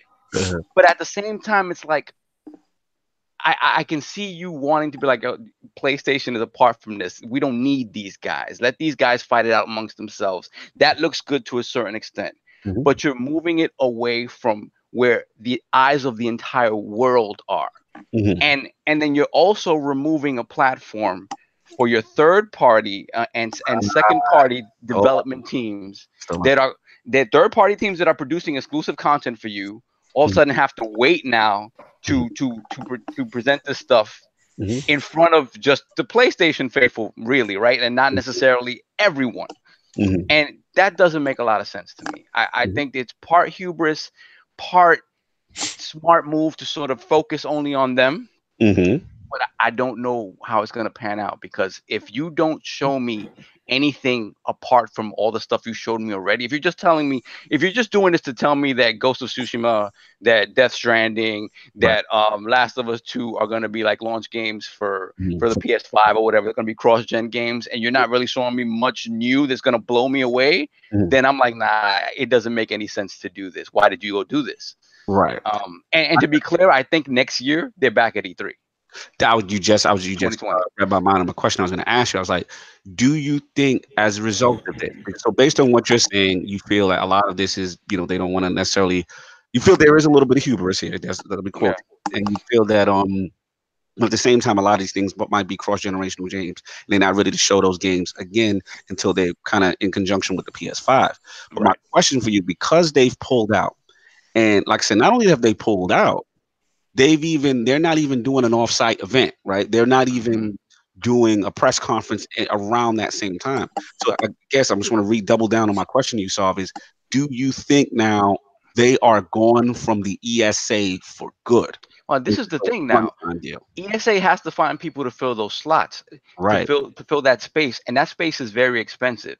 So whomever they find to fill that space, whether Microsoft taking up more space or Nintendo taking up more space, or whomever fits that space, they don't have to give that up next year. So for Sony to find space on the show floor next year in 2020, it's going to be an arm and a leg for them, right? It's Sony, so they might be able to finagle that, but this makes it difficult for them to ever come back, and I don't think it makes any sense for them to never come back. Again, whomever takes that space, if it's not already Microsoft or Nintendo, if it's somebody who's only doing it for the year, or maybe it stays empty. We've seen that in the past too, that some halls have been empty because they didn't fill the space. It could happen that way, that nobody takes up that space. But if somebody does, and they're happy with the production they get out of that space during E3, there's no guarantee they give it up for 2020. And Sony is kind of left out in the cold there. Shout out to Izzy and Lord Victor House. They say Google's Ruben Castle space has space to shine now. It's like Google's in the building now. Like, I mean, think about it. Yeah, Google, Amazon, these guys have plenty of money. The money's not the issue. So if they take up that space and they like the response they get from the fans at an event like E3, they're not going anywhere. So then then Sony is going to be in the parking lot somewhere. Okay. Let me get Lord Madz on this, man. I mean, Lord Madz, when the news broke of Sony, 24 years, y'all, right? 24 years of them being a fixture and a presence in the ESA at E3. Like, what were your initial thoughts about this announcement, Lord Madz? I was like, what? Well, the thing is, like, the first time when I first came across this, it was still as a rumor, because I think that was before it was actually confirmed by both Sony and ECA and whatever, right? And I was like, I was super like surprised, like, but that has never happened before, and unprecedented. yeah, honestly, and I was like, actually, I was even like in deep shock because like it kind of like, all the rumors about PlayStation 5 and that kind of stuff, right? I was really one of the guys that was pretty much sure that they will tease PlayStation 5 at E3 and stuff, maybe next year or something, or where they will actually start talking about it and stuff. Okay. So I was very surprised, but like later on, obviously, when the dust obviously settled and stuff, I think it must have something to do with the fact that obviously they are preparing for PlayStation 5, and I don't know whether they are being cheap or whatever, right? Maybe they just saving money for to push the whole PlayStation 5 narrative like very soon and stuff. Because like I see a lot of people saying that Sony doesn't have doesn't have any games to show, right? Because they shown those big 4 titles. But the thing is, like, Sony is not only those 4 titles. Not only those 4 titles, right? They've got so many games, like from third party. Like Square Enix, I think, is like making 2 or 3 games exclusively for them and stuff, like smaller titles. Like they've got Level 5 working on some games for them and stuff, like exclusively for Japan and stuff. I get that they may actually want to show some of these games to Japanese audience and stuff, but like E3 is a global event, right? Everyone is actually watching, right? And some of these even like more Japanese kind of games actually make its way to like here to like States, Europe, or whatever, right? So I was very surprised, but I mean, like there's funny enough, it was like, because like when I first read it, I was like, wow, right? And I think like 30 minutes after, I actually came across a tweet from Resetera where this guy who apparently leaked the information on Sony not being at E3, he basically 30 minutes later, he leaked another information saying that PlayStation 5 is going to be presented to us next year. Right. So it kind of like obviously makes sense. So I guess we kind of have the explanation, but I'm still kind of like obviously disappointed that Sony is not going to be there because at the end of the day, Sony and the console space is not only about the exclusives. There's a third-party content, and multiplats, and they've got obviously marketing deals with other publishers like Call of Duty.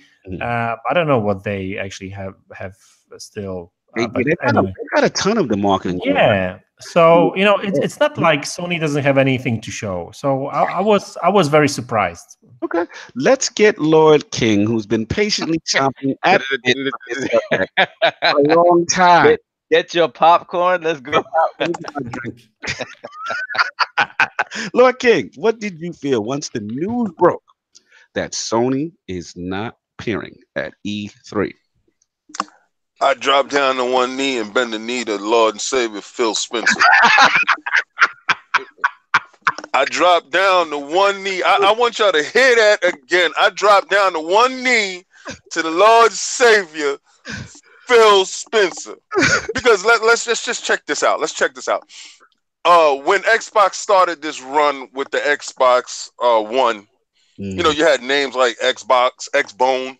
You had like the name flub. I think if Phil was in charge, I don't think the name would have been Xbox One. I don't think so. The man is a strategist, right?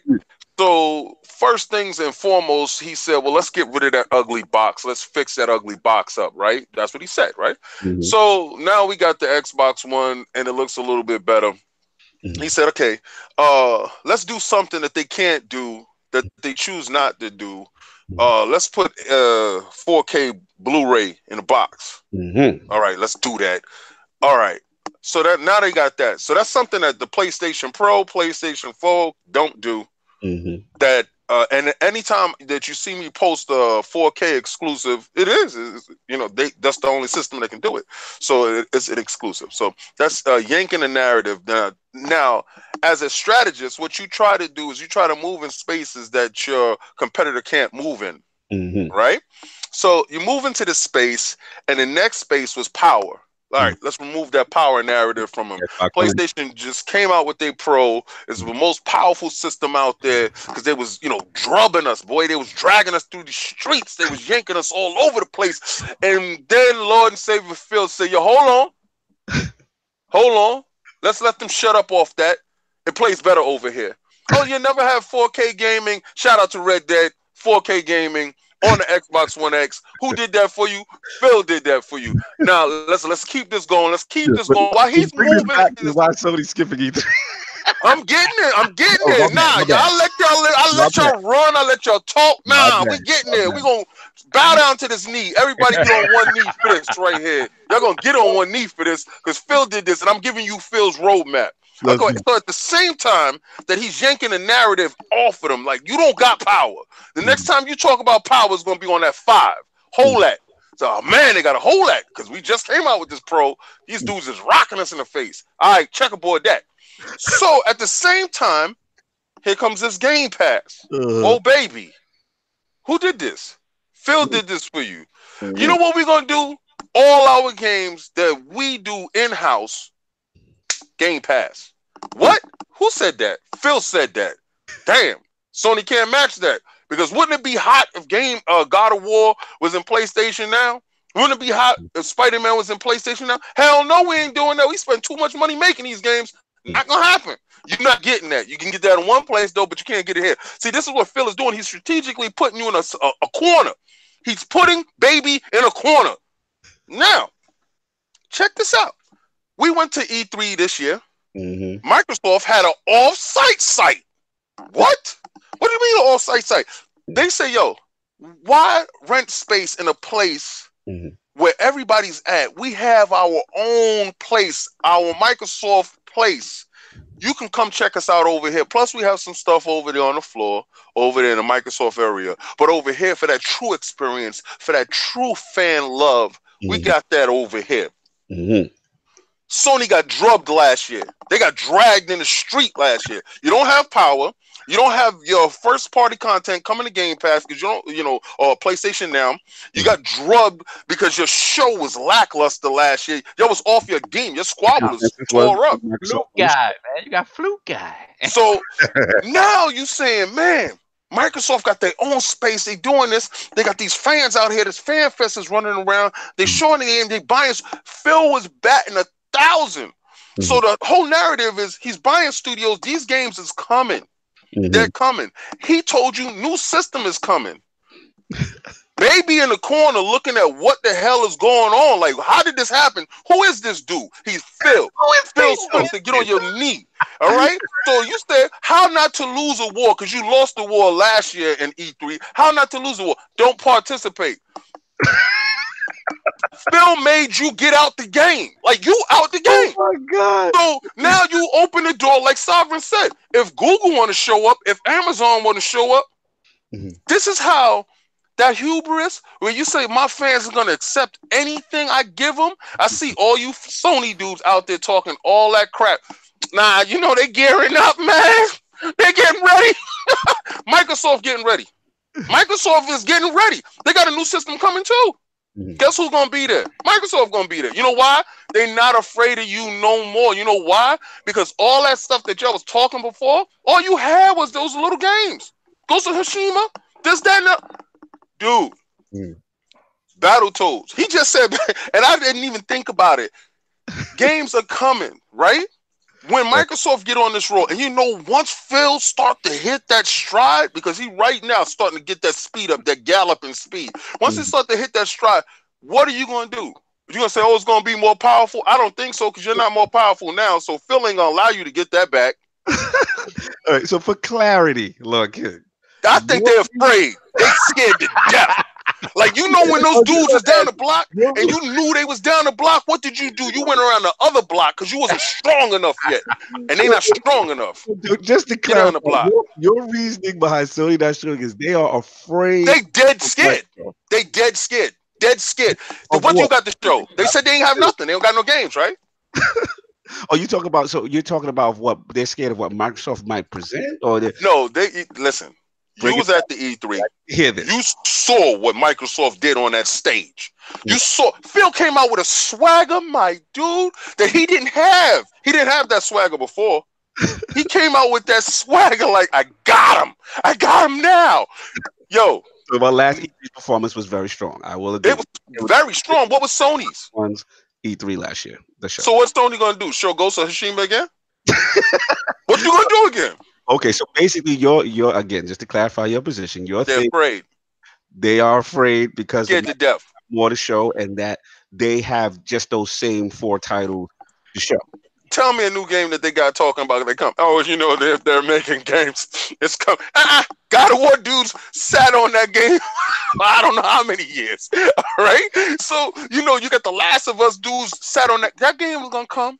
Then what happens? See, when you say I'm a disrespect, like Lord Sovereign says, the people that I have these exclusive deals with, you're disrespecting them by not highlighting those games that they chose to ride with you. You know what Phil said?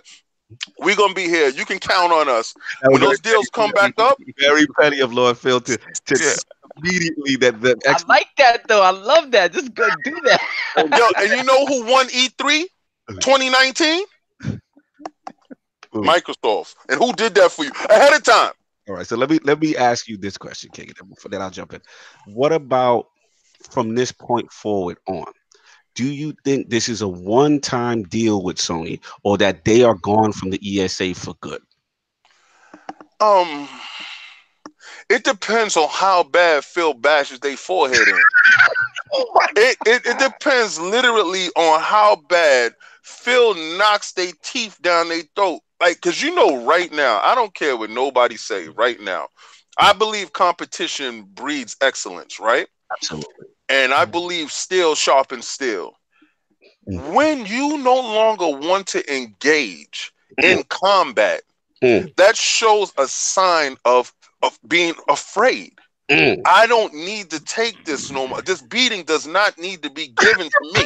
It's been one E3 though, King. Like, yo, but you know what? What happens when the avalanche starts? Like, at what point does the avalanche? You know, when Sony took that narrative from Nintendo, when Crash Bandicoot was standing out in front of the Nintendo headquarters, when Sony was about combat, don't ever forget Sony was them dudes that say, "You disrespected us. We gonna take this back." They got fat.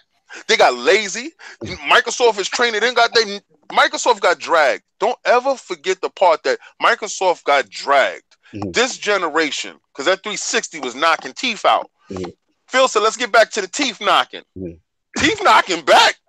Teeth knocking season is in. A heart in the chat going for you, J Street. They said afraid. What is afraid? They're afraid. They said Microsoft is losing.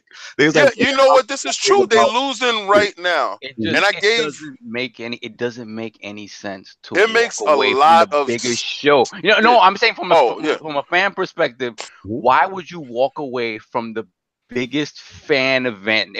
That's what it is now. It's a fan event. Right. They're about the fans, right? Entire year. It doesn't make any sense. You would walk away from that. There's still, regardless to what, there's going to be more eyes on you during E3 than at any other point. I don't care if it's your own event. It's not going to. I mean, if you're not going to PS5, you're going to have a lot of people watching you. Salvin, let me ask you this question, right? What will prevent you from buying a PlayStation 5? Them showing up and showing a PlayStation 5, and it's like, okay. Or Microsoft showing up, dragging these dudes with a more powerful system, better service, all these games, and you like, damn, nigga, Sony, what you showing Ghost of Tsushima again? Like, you gonna really gonna show Ghost of Tsushima? How many times you gonna come here with Ghost of Tsushima? Like, all right, let me ask. You don't engage when you don't have anything. They ain't have the combinations is whack. Let me ask Monty. And the question now is that now the information is disseminated. We know for sure they're not going to be there. Lord Madz, like, how do you think Microsoft? I think we're forgetting Nintendo as well. How do you think they can and will they be able to capitalize on this? I think they will actually start teasing next generation a little bit. Now, I don't expect, because like I've seen some people on Twitter saying, oh, so now it's time for Microsoft to shine. Let's show Scarlet and all these games, right? But the fact of the matter is that I think what they may actually do is what they did with Xbox One X, like with a Project Scorpio, right? So like they actually, I mean, like, to be honest with you, they pretty much announced Scarlet already, right? Yeah, This year's E3. yeah. You know, people talk about, like, you know, Phil Spencer confirmed that, and he, like, you know, talks about it already, right? That is going to be more powerful, that is going to be more balanced system, right? And but I'm talking about, like, they may actually give us a tease of what's ahead of us, right? We're probably not going to hear anything about specs and you know, all the bits and pieces, but like I'm sure they will actually talk about it, like, a little bit. Now I want to ask you a quick follow-up to that too. Do you think this is also strategic by Sony? Because there's a lot of things I'm hearing also for the reasoning behind Sony doing it is that they don't want to show their hand, and that they want Microsoft to show their hand, so that then they can try to come behind them and one up them, you know, in similar past. I think there's something to it, because like even if you look at previous events, I mean, like with PlayStation 4 Pro, for example, they presented Pro like literally a month or maybe 2 months before it was actually released. They waited till the very end, right?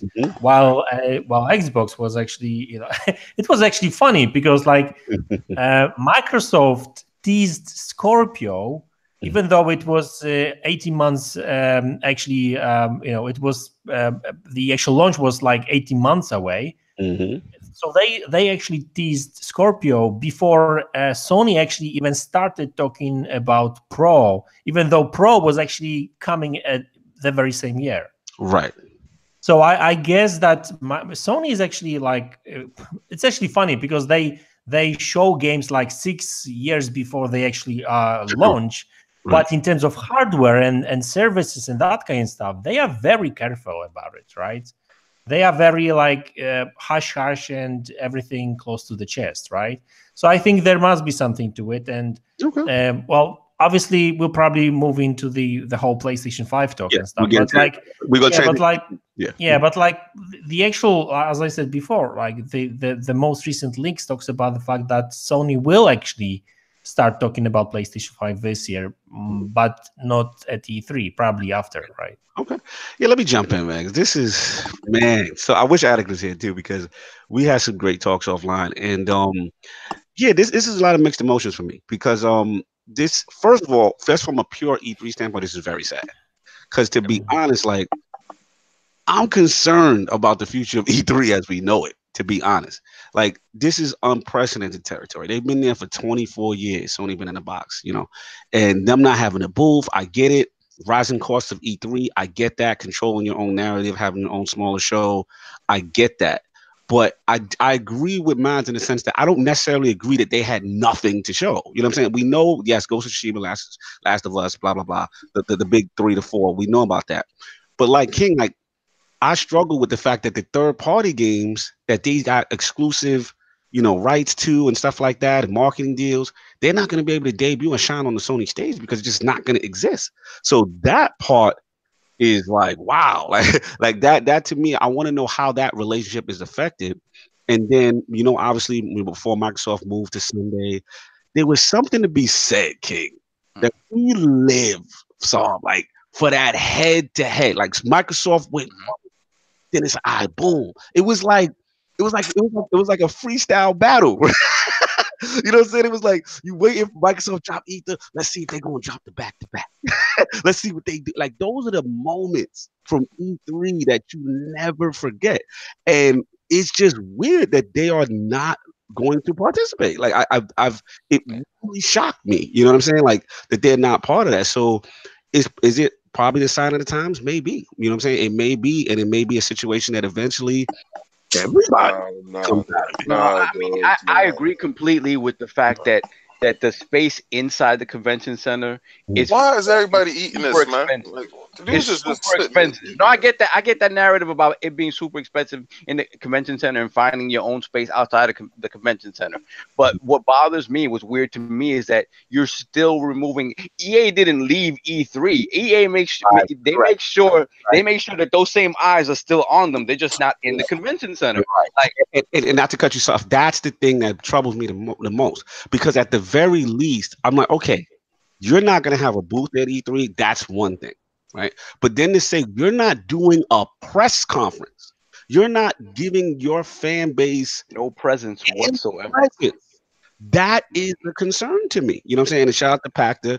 You know, he made some comments. Some analysts made some comments. You know, with the, like you said, the biggest space to not have any eyes. Like even Nintendo, which doesn't technically have all this, you know, tremendous super presence. I mean, they have booths and stuff like that, but they have that direct, right? They'll just show you. They have a direct, but they also on the floor. Like don't get it twisted. Nintendo floor presence is. I take that. You can't get into their section. Like they section is shut it down section. It's like my thing is, can they afford Sony to do that? Like after reading the chat, yeah, they can afford to do it. You have a whole bunch of dudes in there talking about, man, you don't know what they doing, man. Sony coming, man. I know. Yo, they said they not. So stop. Just listen to what they said. Whatever reveal event is gonna be, it's gonna be an auditorium. It's gonna be one stage. You're gonna have videos. You're gonna have execs out there show the system. You're gonna have Mark Cerny out there talking, and that's what it's gonna be. Right. So that's gonna be a far cheaper thing than a whole big E3 production. I get that. Right now, so they have said that they're not having any of that. This is the part, man. That's the part that's. No, I'm talking about for their reveal, what they're gonna do. Oh, okay. Like next year. So I can understand that's gonna be a cheaper thing than them doing anything. Now they budget cutting. Mm-hmm. Yeah. They was just touting cash. They was just talking about them bucks. Now they cutting back. Like, yo, who's in charge? Who's the frugal dude in charge? Like, who's in charge of these dudes? I can understand that narrative for 2019 to separate themselves from. We're like, look, man, we're trouncing these guys. We're doing our own thing. You need to see this. You need to have your eyes on our thing, and that's fine. Beyond that, though. No, beyond that, you need to be going toe to toe, head to head with these guys every single year. How do you feel about the fans are watching, taking a knee? How do you feel about the champ saying, "Nah, I don't want to fight"? It feels like the champ took his ball and went home. Like he took his ball. Yo, he literally said he got smacked in the mouth and said, "Nah, I don't want that smoke." Like, how do you feel? How you even stand up? These dudes play the is out devil's here. advocate, right? To play the devil's advocate. Nah, that's sucker stuff, man. If they do have smoke that we haven't seen. That's the thing. You know what it is? You out here giving benefit of the doubt. I'm telling you. They just told you. They not sneak attack Sony. They not sneak attack Sony. No. These are the dudes that was standing in front of Nintendo headquarters talking about we got that, we want that smoke. These are the same dudes. Don't backpedal now when you get smacked in the mouth by Big Boy and he said, "What's up now? I've been lifting weights. I done took my steroids, and what's really good right now?" And your man said, "I don't want to wrestle. I don't want to wrestle." What about the theory that, okay, according to you, they got smacked in the mouth, right? According to you, last E3, they took an L, and the consensus they took that L, nigga. Right. They what about the dude who got smacked in the mouth, runs home, and is loading up artillery? Oh, so he trained. So he doing the Channel 5? He training right now. He's in the bushes. Like, what if he getting the toast? What if he gearing up with the tech? He got his AMD, you know what I'm saying, on cop, and he ready. It doesn't make any sense. It doesn't make any sense that they wouldn't do what they've done in the past, which is announce the system in February, March, show more, elaborate during E3, and then PSX elaborate even more. That that cadence works perfectly. It doesn't make any sense. That was actually something that I was actually expecting, and that's why I was super surprised the fact that they actually canceled. But I also wanted to bring out something like real quickly, and this is something that Bring Harmony in the chat also actually mentioned before. I mean, E3. E3 is actually not only a fun fest and fun kind of service kind of event, right? Because like everyone waits for those big events and those shows and new announcement stuff. But like E3 actually started as a trade show, right? Yes. So it was for professionals only, for people who actually for gaming industry, not fans. Now we were getting information from that, and obviously the press was invited to play the games because it was also a good way to kind of promote games. But like at the backstage, all these people, developers, publishers and stuff, were making deals, right? So I mean, E3 is a bit different right now, because like when did it start? When they actually starting allowing fans to come in and play the games, like 2, 3, 4 years ago, right? 2 years. Maybe 2 years Yeah. ago. 2 years ago. But like before that, it was a trade show. It was only for Exclusive. professionals. Yeah. So Yeah. I mean, like it also kind of maybe shows me that I mean, like Sony doesn't have any interest in like carrying on with this, because like they don't have anything PlayStation 4 related, and they are really gearing up for PlayStation 5, but maybe they're not ready to talk about it just yet. So I don't know. It's just like weird. It is interesting, and I want to transition this into the next topic, because obviously it's a lot of strong feelings about what Sony is doing and what they might be doing in reference to the PS5. So Madz, you had some great videos out. Obviously, we've seen some things running around as far as rumors, as far as potentially 12 teraflops. We're also hearing patents. We're hearing things about, this potentially touchscreen controller, that apparently an updated patent was filed by Sony Interactive Entertainment. And again, we're not officially confirming that it's for PlayStation 5. There was some concern about what it might be for, but the rumors suggest that it could be that, and we've seen a lot of stuff going around. So I'm gonna let you lead this off, Lord Madz, because you've got a lot of informative videos on PlayStation 5. What do you think they are loading up with spec-wise from AMD and this whole controller situation? Okay, well, what I think is, well, obviously, disclaimer, like everyone, like take it with a grain of salt. Exactly. And so basically, from what I'm hearing from the leaks and rumors and stuff, and some educated guesses, I guess.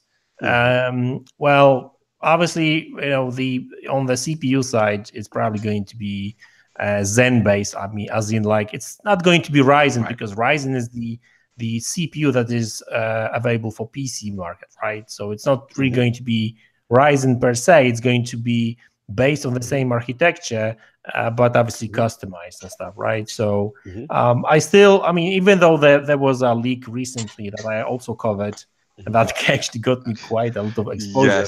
Yes, I remember that leak. Yeah, I mean, this particular leak was talking about 6-core and 12-thread CPU. But like even recently, like actually there was another source, Tweaktown. Actually, I actually made video on that today, and that was actually the guy there. I mean, the article actually talks about 8-core CPU, 8-core 16-thread CPU for both PlayStation 5 and Xbox Scarlet, right? Wow. Which would be a great stuff. But the thing is that it would also make sense for backwards compatibility kind of reasons, and the way they handle games and stuff, because like like the thing with consoles, they are so like down to the metal kind of game systems, right? That every single thing needs to be controlled, and they need to be very careful about, like, and if they want to make this backwards compatible, like things like number of cores actually matter as well. It's all about distribution of workload and stuff, right? Exactly. Right. So it would actually make sense for them to go with 8-core CPU. I'm not so convinced on the whole multi-threading, right? Because it just makes the CPU more expensive, just a little bit, and it obviously doesn't make it like twice faster, right? Because multi-threading, the benefit to gaming isn't necessarily there. Yeah, it's more for like other workloads, like with some if you are I don't know, a graphics designer or whatever, right? So that it's the benefits there are better, but like for gaming, it's not that much of a difference. Well, maybe that's going to change in the future. You never know. But like so far, it's more about like, IPC, how much work one particular physical core can do rather than how many, what other threads can do. Right. So, I guess we can assume that it's going to be a 8-core CPU. If we go with the information we are getting from AMD on the APUs, their future APUs and stuff. I mean, we already seeing APUs, Ryzen-based Zen-based APUs running at over 3 gigahertz, right? So I guess 3 gigahertz CPU for these consoles is not out of the realm of possibility. Definitely not out the realm. And I just want to tie this in conjunction with price points, because Jorge's in the chat, he made a good point. Like, do you think, with them gearing up, and one of the main reasons I feel that besides the mismessaging of Microsoft at the start of the generation, one of the things that I felt like kind of handed the platter over to them to win the gen was also the price point and the fact that they were $400. And we cannot understate that. Like Microsoft, the Xbox One launched at $500. These guys at $400. Do you think, based on what we're hearing about the Navi, based on what we're hearing about, the AMD tech and stuff that they may be putting in the cores, like they will be able to hit that 400? You think they would still take the loss and do it that way? Or based on what we're hearing, do you think because the prices of parts and stuff should go down, that they will still charge 500? Like, what do you think on price point, if you had to guess? I mean, from what I'm hearing, and I guess that would make sense for them, they probably going to try to aim at $400. And people saying that, oh, that's not possible with that kind of tech. Well, do you remember what PC gamers and other guys actually were telling about Scorpio, that 6 teraflops on consoles, $800 minimum. Yes, right. And we all know how that ended up, right? So the problem is that Sony can hit $400, no problem. The real question is how because it's not only about technology, because like you can use Navi, you can use Zen, as in like Ryzen CPUs and stuff. It's not that expensive, and to be honest with you, Navi is going to be a consumer product coming from AMD based on Vega a little bit, right? So with Navi, AMD on PC market, they are aiming at a budget gaming. So they're not making a high specs, high end kind of GPUs. I mean, not yet, right? Because there's other things like Infinity Fabric that will actually allow them most likely to make like a powerful GPUs in the future for PC market. But like the latest leak about Navi 12 talks about like budget friendly GPU, right? And so these parts are not really going to be that expensive right now. Vega 12 teraflops Vega right now based on 40 nanometers technology may actually be expensive, but that's going to change later on, because like first of all, they most likely going to produce those chips in 7 nanometers, which will reduce the cost of these chips, right? And also, if you look at the PC space right now, right? I mean, you can get Zen-based Ryzen APU with a Vega chip on it already for like as little as $99, right? And that's 4-core CPU with a GPU already on that, right?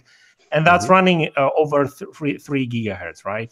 So obviously, that's probably going to get even cheaper when they actually move to 7 nanometers. Right. So, getting an 8-core CPU for around like $80 and stuff, that's not really going to be big of a deal for them. Maybe even cheaper. I don't know, right?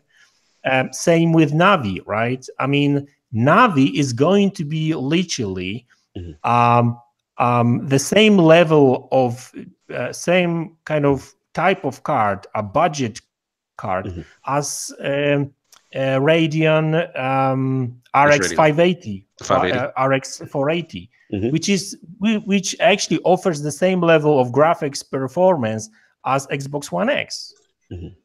So you can you see there that $400-$500, 12 teraflops 12 teraflops consoles are more than possible, like next year and moving forward, right? Yeah, I mean, you definitely makes sense. It makes sense, and like I said, with the prices coming down and things of that nature, it definitely seems doable. And I guess the last part I want to ask you, and you dropped the video today in reference to this, was the potential Microsoft counter, right? Because we know they are also coming out with a system, and based on what your latest video was talking about, again with Navi and AMD, like, what do you feel they will do? You know what I'm saying? Do you think it's a situation we know Sony's not going to be there? We know Microsoft doesn't particularly want to lose the power narrative again. You know what I'm saying? So is it a situation where they kind of stay in line with what Sony's doing, or you think they even wait further until they reveal their hand? Like, what do you feel about that in reference to the tech from Microsoft? I mean, I don't necessarily think that Microsoft is looking at what Sony is doing, in a sense that, I mean, if you look at them, what they've been doing for the last couple of years, they were like, they were always first to announce stuff, right? And obviously, sometimes that did bite them in a butt, right? Unfortunately, because sometimes when people are not ready to, for changes, revolution, whatever, right? Sometimes it backfires on you, and it did on Microsoft a couple of times. So I don't think that Microsoft will actually look at Sony as in, So you think they're operating independent of what Sony's doing? Yeah, I think. I mean, listen, I'm sure that they may have some leaks about what one company is doing and whatever, right?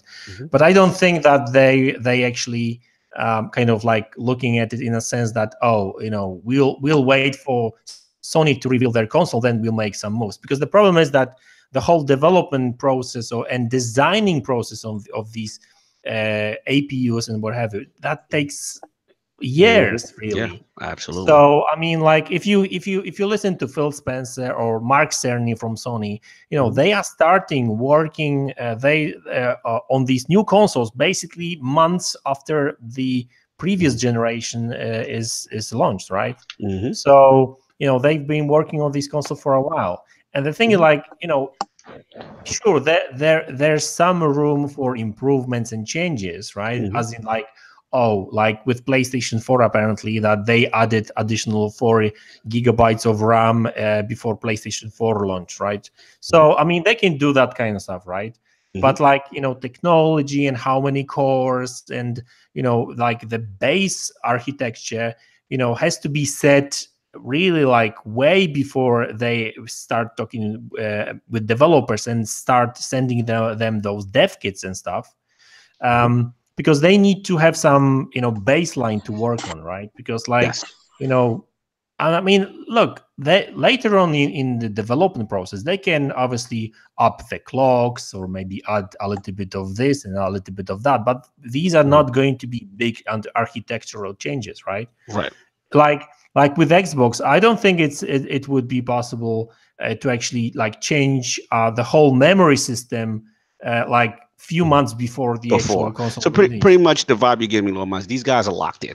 Well, pretty much. Yeah. Now, I mean, a good example what may change is like with Xbox One, for example. They launched with 1.6 gigahertz CPU clocks, right? Right. They changed it to 1.75 after a couple of months because they tested that Xbox One actually can handle the heat and stuff, right? And that's the way it's been ever since, right?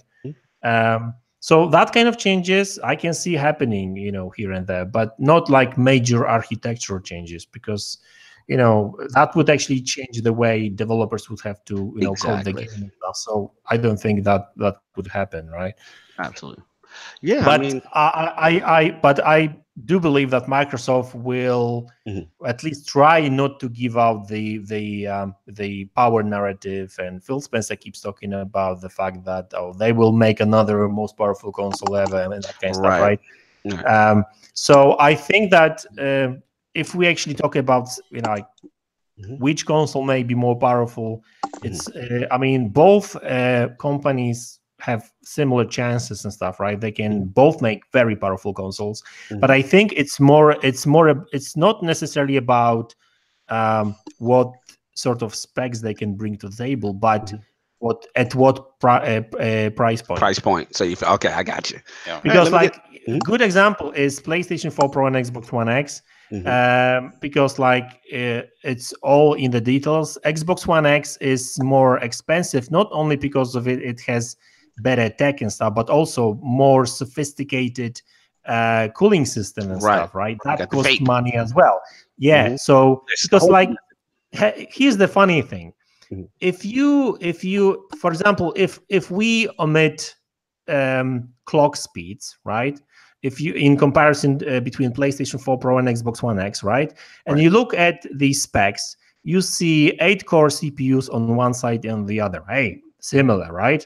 Then we look at number of compute units and a number of shading processors on GPUs, right? And funny enough, Xbox One X has only 10% more compute units than PlayStation 4 Pro, but offers 40% more power. Why? Because they were able to up the clocks to a level that PlayStation 4 Pro wouldn't be able to handle because of the cheap cooling system. Right. So, No, these are all valid points. I want to get Sav in before we move into the next thing with Xbox. Sav, based on what we've seen with the patents, I don't know if you got a chance to see that with the touchscreen stuff, right? As well as just general information about PlayStation 5 rumors as far as the spec.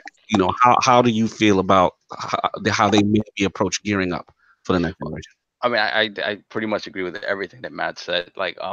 When it comes to the controller in particular, oftentimes you see patents and they don't go anywhere. Right. They just sort of throwing stuff out there, making sure that no one else takes it in case they do decide to use it. I don't see much of a benefit to incorporating that sort of tech in a controller per se, unless you're really going to incorporate your controller heavily into your next gen VR stuff or what have you. Beyond that, I mean, the trackpad thing on the PS4 it's not great. You can use it for maps and things like that, but it's not intuitive. It's just not a button that you can press and sort of exactly where it's going to take you. I don't think it's necessary to have that much crazy tech in your controllers. Right. So that could be neither here nor there. Maybe they are doing something with that, maybe they're not. When it comes to the systems, like I said, I agree with Madz. I think when it comes to the metal of the systems, I think both of these guys are pretty much locked in. And I think they're pretty much on a parallel plane when it comes to the power of these systems. These guys research this stuff. They know what price point they're trying to hit, and they know what they could how they can max out that price point, right? And at the same time doing things for the system to sort of separate its identity from its competitor. Now, like Matt said, increasing clock speeds, things like that you can do to sort of differentiate your system from its competition. On the Xbox side, obviously, what helps them is the services that everything is going to be based around, right? Where Sony doesn't necessarily have all that stuff, right? And then when you talk about things like maybe you have an SSD in there, things like that. This, again, differentiators that can put your system over the other one. So for PS5, I think when it comes down to the metal of the system, how the system's going to be, is going to be run, I think they like having very simplified UIs. I think that's something that over Microsoft, there've been complaints that Microsoft's UIs never run smoothly and this, that, and the other. I think PlayStation wise, it's going to be a very simple UI to utilize, and just going to focus on how powerful the system is. Right. And I think price wise, I think they're both looking at $500. I don't think this time around, again, and it goes back to being number one, and now you're not apologizing for anything anymore, right? Now you're like, we're on top, you're gonna eat what we give you. I think they're smart enough to know they can't do the $600 thing again. They can't do that. Right. It's gonna be $5, and I think they're both gonna be $5. Okay, interesting. Yeah, I'm just gonna wrap King unless you got something else on it before we move on to I never got anything on it at all. my bad. Yeah, I never got I saw you anything in the on it at chat all. with I the sat smoke. there. I was like, I'm sitting there and I'm gonna eat that. I'm playing with the chat. I'm listening to all these dudes talk all that PlayStation stuff. It's nice. You know what? They're gonna come with a system. Yeah, they're gonna do that. Is it gonna be more powerful? Nope. That's a fact. Y'all can sit there and talk. Oh, it's gonna be 10 teraflops and floops and all. Yeah, whatever. You know, it's gonna have a 12 core GPU. Whatever. You're at the point right now, right? See, you got revisionist history, and hey, Christopher, talking to you, baby. Christopher Hart. See, I was sitting there playing with you in chat, waiting for my turn to get you on live. Y'all forgot what that PlayStation did when it got that 360 smoke. Remember that? Remember that smoke? I mean, y'all wasn't running around with no numbers. Y'all was running. Y'all actually was sitting in the corner. Baby sat in the corner. You know what Phil remembers? Phil remember the good old days where Baby sat in the corner. You know what y'all doing right now? Phil putting Baby back in the corner. So, all right. So you have the Scarlet coming, and you know you have that stream system coming. Now what they said is, yeah, we have the stream system for them broke dudes who can't, you know, swim in the big waters with the sharks. I feel you. I got you. Don't worry about that. He ain't say something stupid like, check this out. We got a system for you. It's called a 360. He ain't do no disrespectful stuff like that. No, he said, yo, you know, we got that stream joint, and that's gonna alleviate that wallet. Like, that's gonna be that come in and buy that quick purchase. You know what I'm saying? Like, if you on a fence and you want to just test it out before you go big dog style, you want to test it out. You're not too sure. Here, we got this for you. All right, so let's put that on the table to the side, right? Now, you said all these cores and these rumors and this stuff, and I think the controller is going to be fantastic. I really like certain aspects of the PlayStation 4 controller that it has a mic inside, and I thought it was really nice that when we was first playing, I talked with Sovereign about this in the car. When we was first playing some of the first early PlayStation games, they were using that mic. That mic was like, you know, like your shout out stuff, like it's something to be over there, or you'll do something and you hear a voice, audible cue. Yeah. So it was very nice. Like, remember in the early stages of the PlayStation 3, and it had like the motion control, and you was able to fly Warhawk through stuff. PlayStation usually has this great tech in the controllers, and for the first couple of months, that stuff works out in games, right? And I really believe that they're going to have, how can I say it, the touch screen in its work. But how long are they going to support it? When the season is no longer viable, they really cut you guys off, and y'all don't ever fight. Y'all don't ever say, yo, what happened to that? You just sit there and take it. Now, just check it out. He just told y'all, no E3 for you. So you sitting there talking all that, yeah, shut up. No E3 for you. Just no E3 for you. Oh, but they're going to have, no. They're not going to have no little show for you. They're not going to have nothing. What you're going to have to do is sit down and watch all the other people party and have fun. It's like you go into a club and they said just because you have on a green wristband, you got to put on these earmuffs and sit in the corner with these blinders because there's no show for you. So everybody else is going to be at the big dance. They won't be at the big dance. What is concerning is none of you guys are in an uproar. You're just willing to eat it and take it and feel that they are going to do something that's going to make it better for you later. This is where hubris sets in. And they are allowed to do whatever they want with you, and you have already allocated your bucks to take their foolishness. And that's why you will always get what they serve you and not get what you deserve. Microsoft is going to give you what you deserve. We're talking about right now a speculation on the PlayStation 5, and we're going to get to the Microsoft section.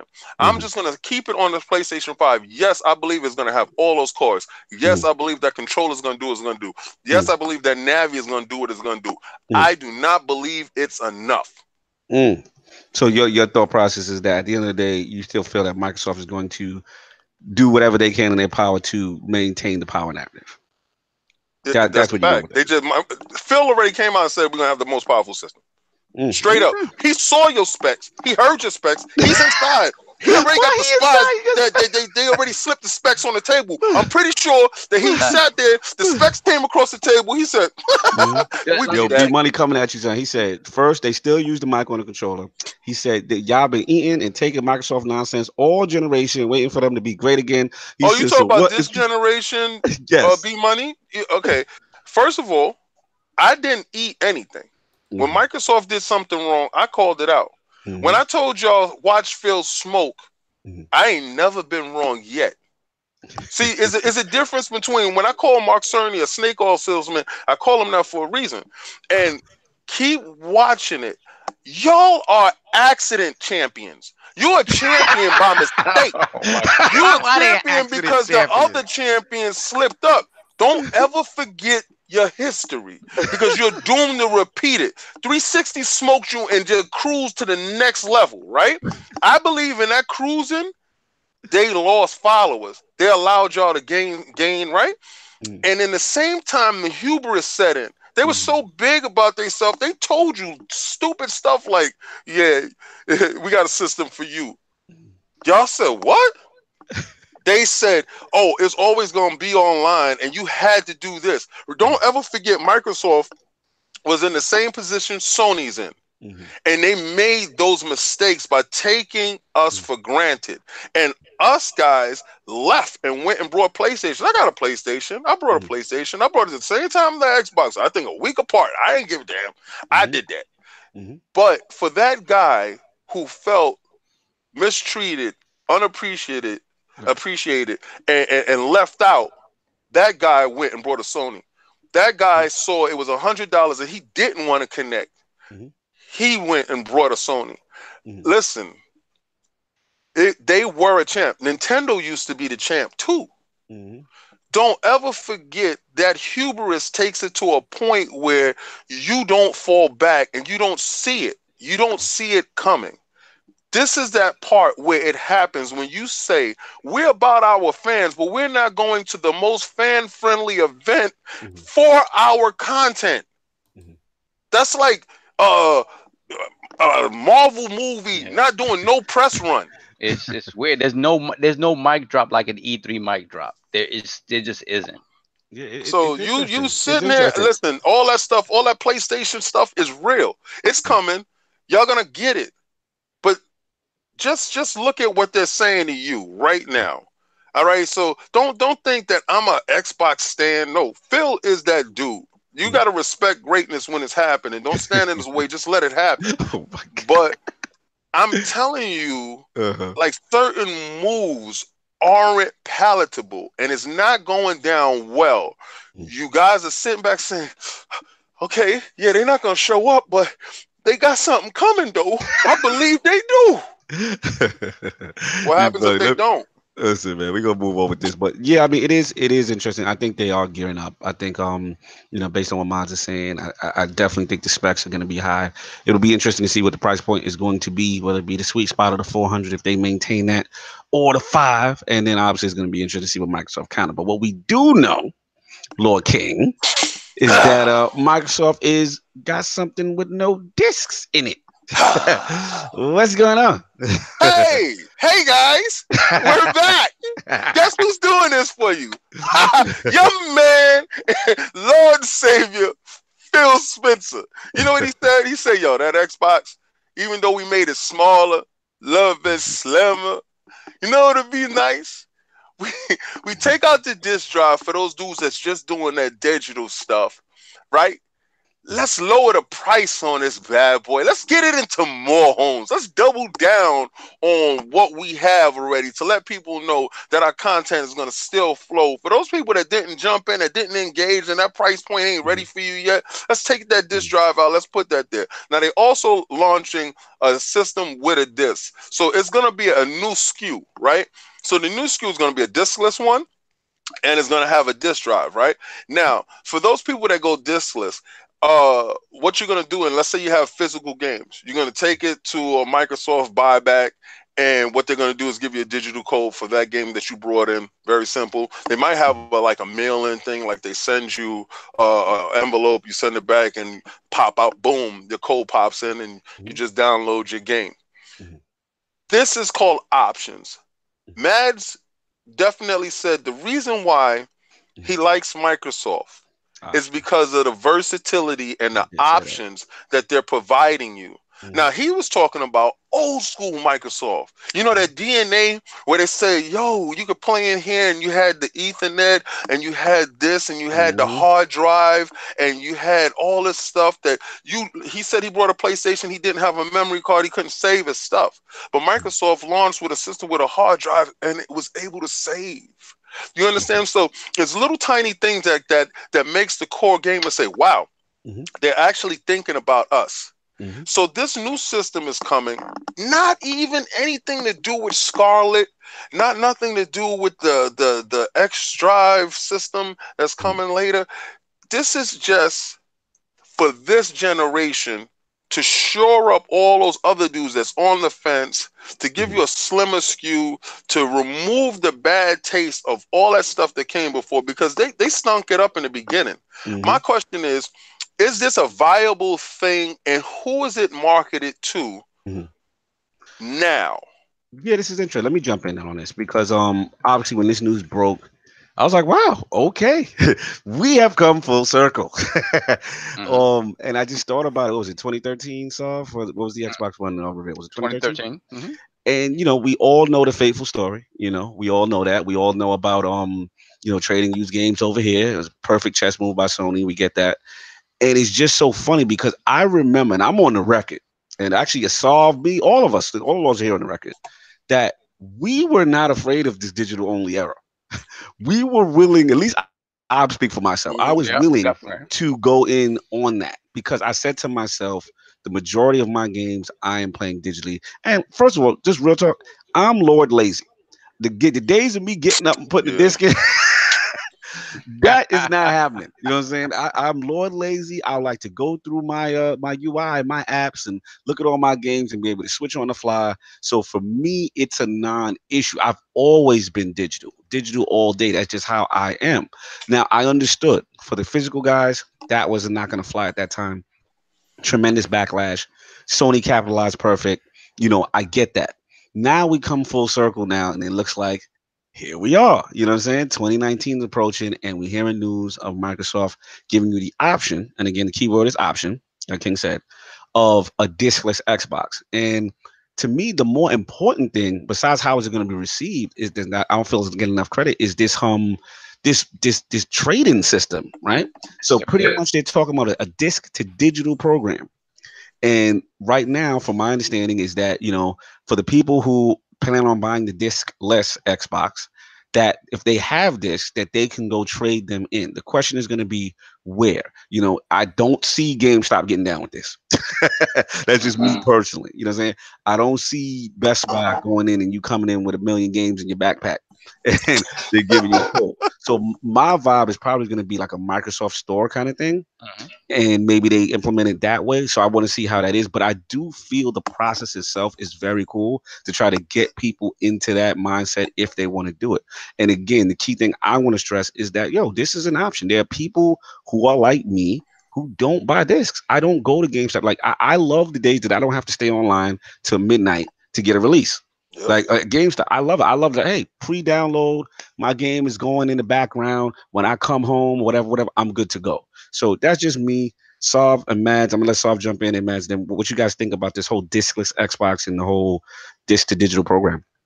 The word that came to mind is what you've been saying. For me, it's the fact that they keep giving you options, and they keep sliding in all of these features that people weren't up for about 5 years ago, and they keep giving them to you in a way, which is the smart way, which is what they should have done from the beginning, is to present them as options. Present them, look, if you don't want to necessarily jump into this full tilt immediately, this is a way to ease you into this. Now, if the price point is what they're talking about, $100 Xbox One S option, with no physical disk drive and the ability for you to take your physical disks, if that's what you've been playing up until this point, and trade them in and get digital codes so you still have your games, is an amazing consumer-friendly option that not everybody's going to be willing to do. And I think Microsoft has been clear about, listen, this is our ecosystem. We're giving you 10 different ways to engage with it. You decide what's best for you. Like, if you don't want to subsidize the system and do that, then don't do that. Like, we're giving you more and more options. The fact of the matter is that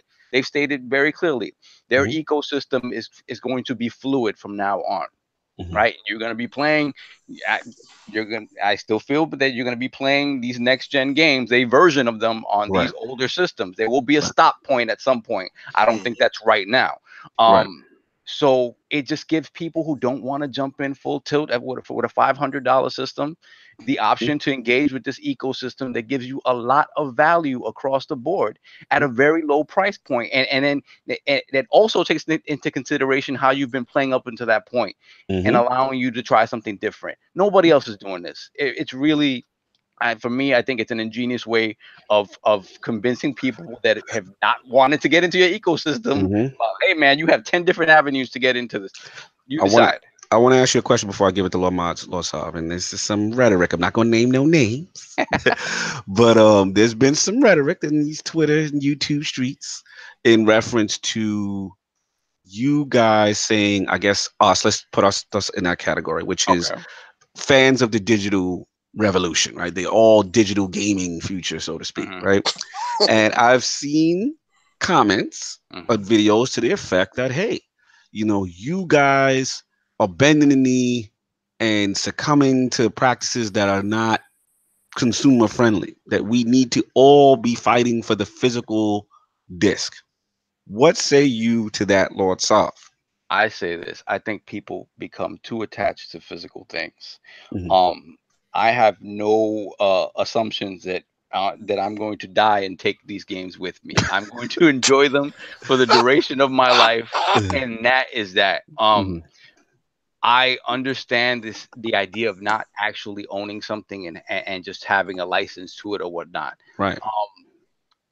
When it comes to physical stuff, and you're talking about a physical disk drive working 15, 20 years down the line, that sort of stuff becomes shaky in and of itself. Like, you have to go search across the world to be able to find, fixes and stuff for your physical consoles if you want to play these games, these physical discs way in the future. So that's something that for me I consider. Like, I'm like, all right, I don't want to be doing this all these years down the line. Right now, anything that I enjoyed on my Super NES or my NES, I have in digital form, in some way, shape, or form.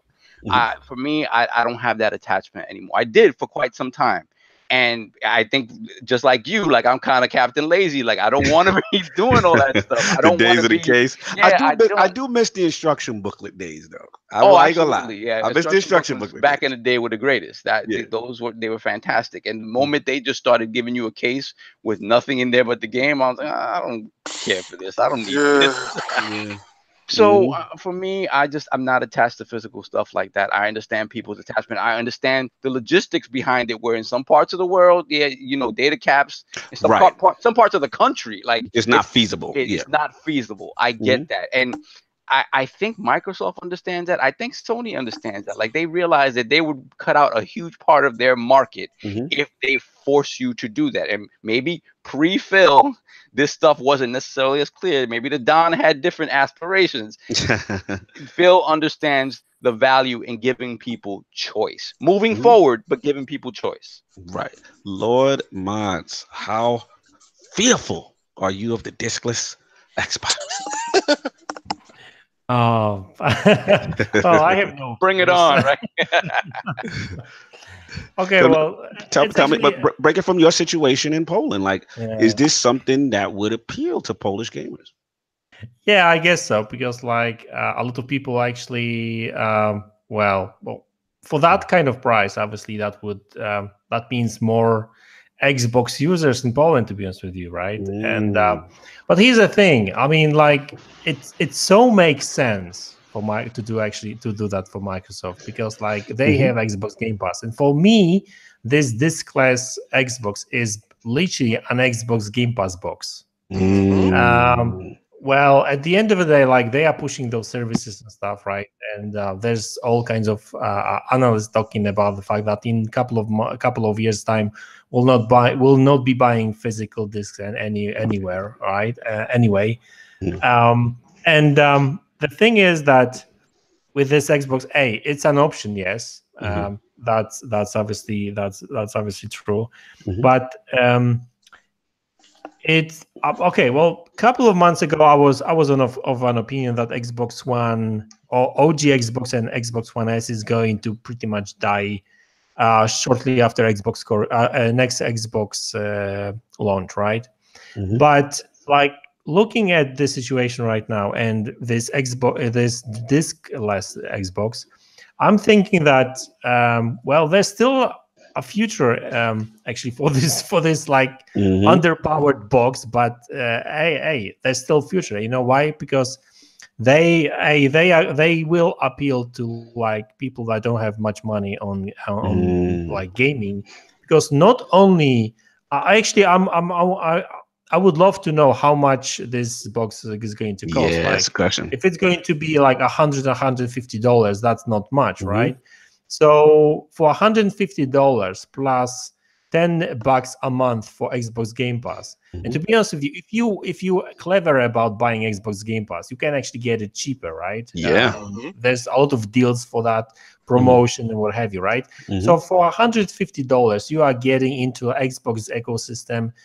You are getting a console and obviously over 200 games, because I think right now Xbox Game Pass actually offers over 200 titles. Good point. And you're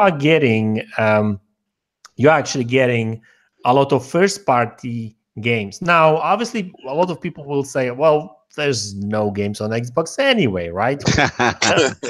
But like, hey, like you like it or not, like Sea of Thieves was day one on Xbox Game Pass. State of Decay 2 was day one on the Xbox Game Pass. The Vermintide 2 was day one on Xbox Game Pass, third-party content. I think there was a couple of indie titles day one on Xbox Game Pass as well. On top of that, Forza Horizon 4 day one on Xbox Game Pass. Crackdown 3 day one on Xbox Game Pass. Ori and the Will of the Wisps going to be day one on the Xbox Game Pass. Big. So on. And the thing is, like, as we going to be getting closer to the next gen, and as those new studios going to be obviously dropping their titles, that kind of cheap box is going to be very appealing to, like, let's face it, this box is not for me, right? It's probably not even for you guys, right? Because you've got Xbox One X probably already, right? Right. This box does nothing to me, right? But like for somebody who just wants to play a couple of games and not necessarily spend hundreds of bucks on gaming, well, that's a brilliant idea. And like Poland, for example, right? We still are developing country, right? Like if you bring that kind of box for like 500 or 600 zlotys, which is $150, so to speak, right? With 200 games for like 40 zlotys a month, that's a brilliant deal, right? Yeah. So that's one thing. Another thing is that it actually made me think, because what's his name?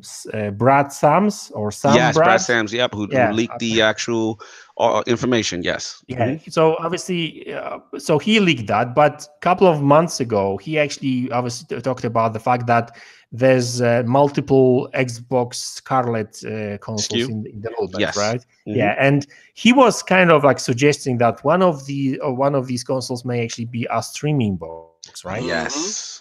So now the question is this discless Xbox? Is this streaming box? Because there's no doubt in my mind that you will be able to use xCloud on any Xbox device, right? Right. Now the question is that this sort of cheap entry-level console that will not only play Xbox Game Pass, Xbox Game Pass games, but like even moving forward into the next generation, sure, this console is not powerful enough to run Xbox Scarlet games. Right. you will be able to stream to this device? Yeah, I mean, this is a good question because we did hear that, and I want to shout out Kid Smooth Tough Guy. I was talking with him offline, and he actually told me this too, that he had heard rumblings that the Scarlett xCloud device would release before the traditional console Scarlett.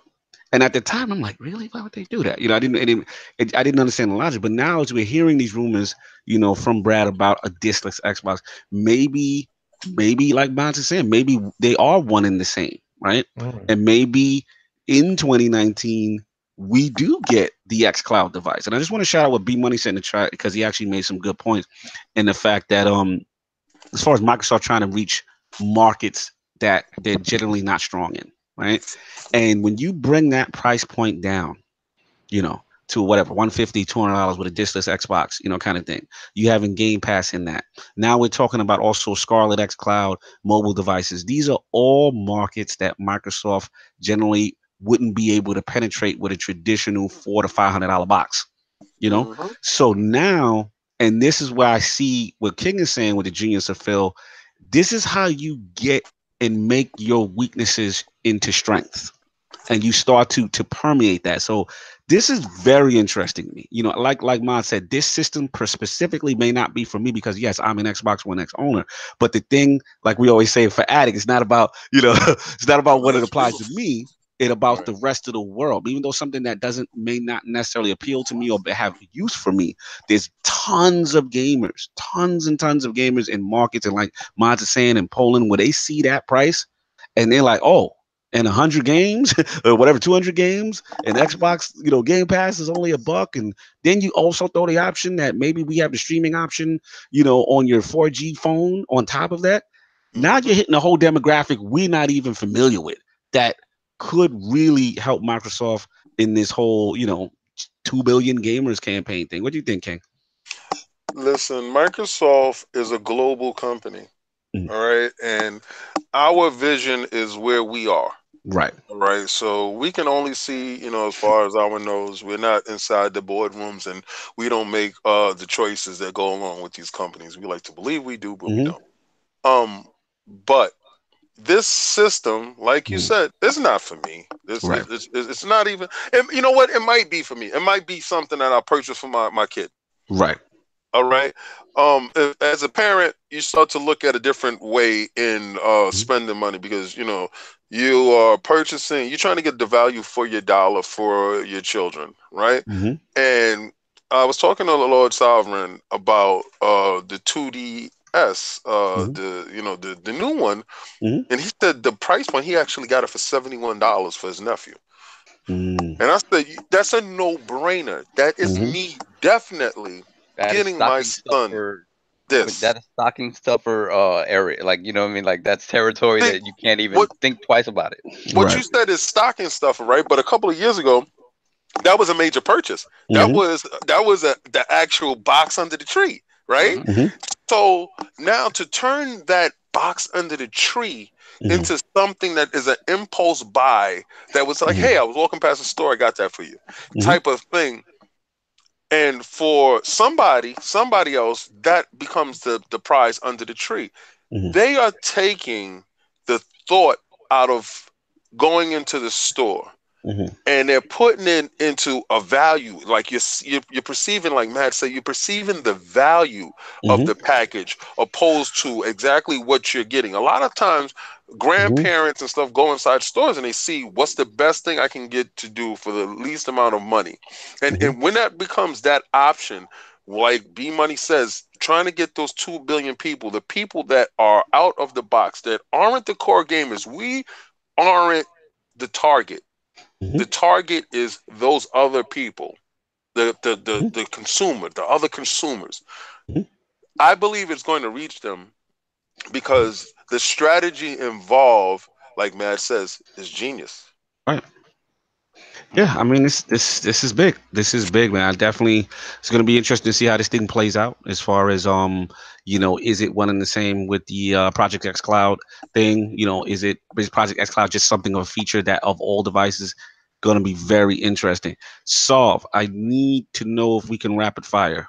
TGA. I mean, we could definitely do that. Yeah, because We're skipping a whole hell of a lot, right? Yeah, now we're not doing esports and all that. Yeah, no, nonsense. Just the major joints. Because Attic already hit me with his thing. I just want to get because I got his votes in. Okay. And you know what I'm saying? So I already know what he won. I can tell you. And let's just rapid fire just the important stuff and just save game of the year for the last one. And let's just fly out of here after that. So I'm going backwards. So I'm gonna start from best multiplayer game. Right? And the nominees are Black Ops 4, Destiny 2 Forsaken, Fortnite, Monster Hunter World, and Sea of Thieves. So all right, I'm gonna jump in right quick. I'm going with my heart. My head says my heart says Destiny. It's probably not gonna win because this was multiplayer, best multiplayer. Yes. Yeah, I'm going with my heart. Yeah, it's not gonna win, but I'm definitely this is Forsaken for me. Lord King. Oh, Fortnite. Okay, Lord Madz. Are we talking about what I think or what I would like to see? Yeah, just what do you think gonna win, or just what do you want to win? Okay, all right. I think that Fortnite going to win. I'm going with the crowd and Fortnite on this one. Go for that. I have never played Fortnite and probably never will, but I think it's gonna win. All right. So for best multi, hold on. I'm looking at Addict's choices. He's got Fortnite. All right, continue. Okay. All right. Next category is best sports / racing game. The nominees are FIFA 19, Forza Horizon 4, Mario Tennis Aces, NBA 2K19, and Pro Evolution Soccer 2019. All right, I think Forza is just gonna smash this all the way. I'm going Forza Horizon 4, and I believe Addict also has Forza, so those are our votes. Yep, I'm Forza as well. Although I mean those FIFA games, they have worldwide appeal, but Forza's my heart. Absolutely, Forza to me. Forza King. FIFA. Oh, going against the grain. I'm trying to win. I'm not trying to.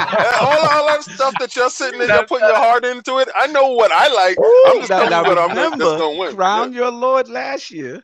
Yeah. I am the returning champion. That's nice. You're going to lose this year. Nice, Sony. I'm trying to rattle teeth like Phil. Let's go. Best strategy game. Banner Saga 3. Battletech. Frostpunk, Into the Breach, Valkyria Chronicles 4. Okay. I'm going with my heart. I love Banner Saga. I think the series is fantastic. I'm going Banner Saga 3. And for Addict, I have his vote he's going with Battletech. So those are 2 votes. I have to go with Into the Breach. Yeah, I'm with you on Into the Breach. Into the Breach. Let's go. And Into the Breach is going to clean house here. They really are. Into the Breach. I'm into the Breach. All right. Lord Madz. I agree. Into the Breach. Yeah. Okay. All right. Are we doing best family game? Yeah, I think I don't know if I have a vote for Addict on family game, so we might not be able to do it because we don't have his vote. It won't be fair. Okay, so let's not do family game. Okay, next one. Best fighting game. All right. So the nominees are Blaze Blue Cross Tag Battle, Dragon Ball Fighters, Soul Calibur 6, and Street Fighter 5 Arcade Edition. I'm going with that Soul Calibur, baby. I'm going with that Soul Calibur 6. Addict's vote is Dragon Ball Fighter Z. I agree. Dragon Ball. I agree. Yeah, Dragon Ball. Yeah, Dragon Ball. Dragon Ball. Yeah, I don't like the way this is feeling. I feel like I'm losing. All right, we move on to best RPG. Right. We have Dragon Quest 11: Echoes of an Elusive Age. We have Monster Hunter World, Ni no Kuni 2: Revenant Kingdom, Octopath Traveler, and Pillars of Eternity 2: Deadfire. Woo! Man, this is tough. I struggle because they have Monster Hunter World in here. My heart says Octopath or Noonie, but I think Monster Hunter is gonna win this. Yeah. I think I'm gonna pick Monster Hunter here. Addict has Pillars of Eternity. Yep, I agree with Addict. Gee, I don't like this. No, I mean, I don't think they'll win, but that game is just too good. I will go with Octopath Traveler. I'm gonna go with Nino. Okay. What else we got? Alrighty, next category: best action adventure game. Mm. We have AC Odyssey, Whew. God of War, Mm. Marvel Spider-Man, Mm. Red Dead Redemption 2, Mm. and Shadow of the Tomb Raider. Damn, this This is tough. All right. I mean, this is easy. Oh, so It's go ahead, Moz. Go ahead, Moz. This is easy. Let me hear Moz vote. Red Dead Redemption, I guess. Woo! Yeah. Best action. Okay. I got yeah. All right. I usually like to give other games their shine in other categories, but it's got to be Red Dead for me. Awesome. You got Red Dead. I'm gonna go against the grain. I feel that Red Dead is gonna scoop up in so many other categories. This is tough, man, because you got God of War in here. Assassin's Creed Combat. I don't know if I'm gonna give it Assassin's Creed on the combat. So basically, it comes down to me, not dissing Red Dead, but it comes down to me between Spidey and God of War.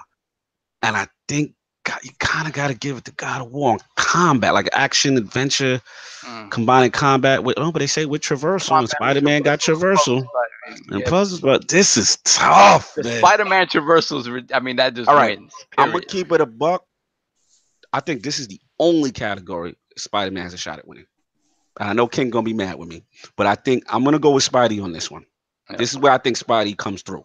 At Addict, he has Assassin's Creed. Yes. All right, so things get blurry after that because I got God of War. God of War for King. Okay, so next one is just best action game, right? And then it says for the best game in the action genre focused on combat. All right. So the nominees are Call of Duty Black Ops 4, Dead Cells, Destiny 2 Forsaken. Oh, let's go. Far Cry 5, Mega Man 11. Okay. Action. Tough. Oh man, this is tough. We got Dead Cells in there. That's a tough one. You know my heart is that Destiny. I think this is the only shot Destiny got of winning any award because Fortnite is not in there. Because once Fortnite's in the building, you're not winning. So this is the one I'm going my heart, but I actually think they got a shot at. So I'm going with Destiny. Addict for action. Oh, Addict's going with Destiny also. So he's got so me and him on Destiny. What about the rest of you lords? Somehow I feel like Black Ops 4 has a chance. Yeah. It's a good game, man. Playing blackout mode, yeah, it's a good game. Sovereign King. Dead Cells for me. Yeah. I'm going with Black Ops. You traitor! Listen, I'm not talking about what I like. He tried to take a page. He tried to take a page of what I did last year. He's not about those knees. He's not about that knee. You got to crown your Lord. Listen, I'm going with the populace. Hello. This one's interesting. Best VR AR game. Oh, I gotta see if Addict voted on that. He didn't. You know he don't like VR, so I don't think he voted on that. Yeah, he didn't. So we got to skip that one. You want to skip it, or you just want to because we got to have a consensus. Yeah, we have group. Yeah. Okay. Did he vote on best mobile game? Nope. No, you know Addict ain't about that. Next one, best independent game. Yes, nope. He voted on that. Okay, great. So the nominees for best indie game are Celeste. Oh, that's my heart. Dead Cells. Oh, that's my heart. Into the Breach. Oh, that's my heart. Return of the Obra Dinn. I've heard a lot about this game the last couple of months, and I haven't touched it. I have no idea what it is. And of course, The Messenger. That is also my heart. Oh man, this is tough. This is tough. Wait, hold on. You looking at? You said best indie. How come? Oh, I'm looking at best debut indie. Where's best indie? Hold on. Give me them choices one more time for the best regular indie. Celeste, Dead Cells, Into the Breach, Return of the Obra Dinn, and The Messenger. Okay, I look at it. Ice Cook. Okay, man, this is tough. Celeste is probably gonna win. Yep. Because it's in the Game of the Year category, I believe, and it's not gonna win Game of the Year. But even though it's a great mention, my heart is The Messenger, but The Messenger is not gonna win. As much as I love that game, it's not gonna win. Damn, Dead Cells is tough though. That's a good one too. Woo! Into the Breach. I've heard good. Yeah, I'm gonna go with this is Celeste winning. I'm gonna play Logic now. I think Celeste is gonna take this one. Surprisingly, Addict has my game. He has The Messenger. Yeah. Wow. Yeah, I'm shocked by that because he was giving me so much crap when we had PAX and I was covering it. What do you guys got? What do the rest of the Lords got? I got Celeste. Celeste. Celeste. Yeah, Yeah. Celeste. Yeah. All right. Dizzy said Everyone Cog plays writes in, this is the police too. Yeah, that's my write-in ballot. That's right. All right. Did he vote on Games for Impact? I believe he did. Hold on, let me see. Games for Impact. Yes, he He did. did. Okay. I haven't played a lot of these, but okay. 1111 Memories Retold. Celeste. Mm. Florence. Mm. Life is Strange 2 Episode 1. And the last game is The Missing, JJ Macfield and the Island of Memories. Ooh, a lot of these games I have not played. So this is gonna be tough. I'm just gonna go with my bias pick based on history, which is, and I've heard good things about the new one, which is Life is Strange. So I'm gonna go with Life is Strange 2. Don't nod. They always dock it out with the feels. I'm going there. Addict has Life is Strange 2 as well. Really? Yeah. All right. What the rest of those I got? have Celeste again. That story is kind of amazing for such a small, tiny little game. It's great. Yeah. So, I can see that. Yes, Celeste. Life is strange, sir. I'll take that. All right. What we got? alrighty. So, best performance. You vote on that? Yep. Yes, he did. Okay. Brian Deschart as Connor in Detroit Become Human. Wow. Android. He did his thing. Christopher Judge as Kratos, God of War. He won. Boy. Melisandre Mahout as Cassandra, Assassin's Creed Odyssey. She should have been the only character in that game. Shot fired. I heard that too. Yeah. Wow. Roger Clark as Arthur Morgan, Red Dead Redemption 2. And Yuri Lowenthal as Peter Parker, Marvel's Spider-Man. This is what.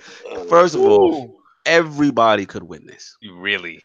Everybody could win this. Like this is, man, this is the most competitive, probably in my opinion.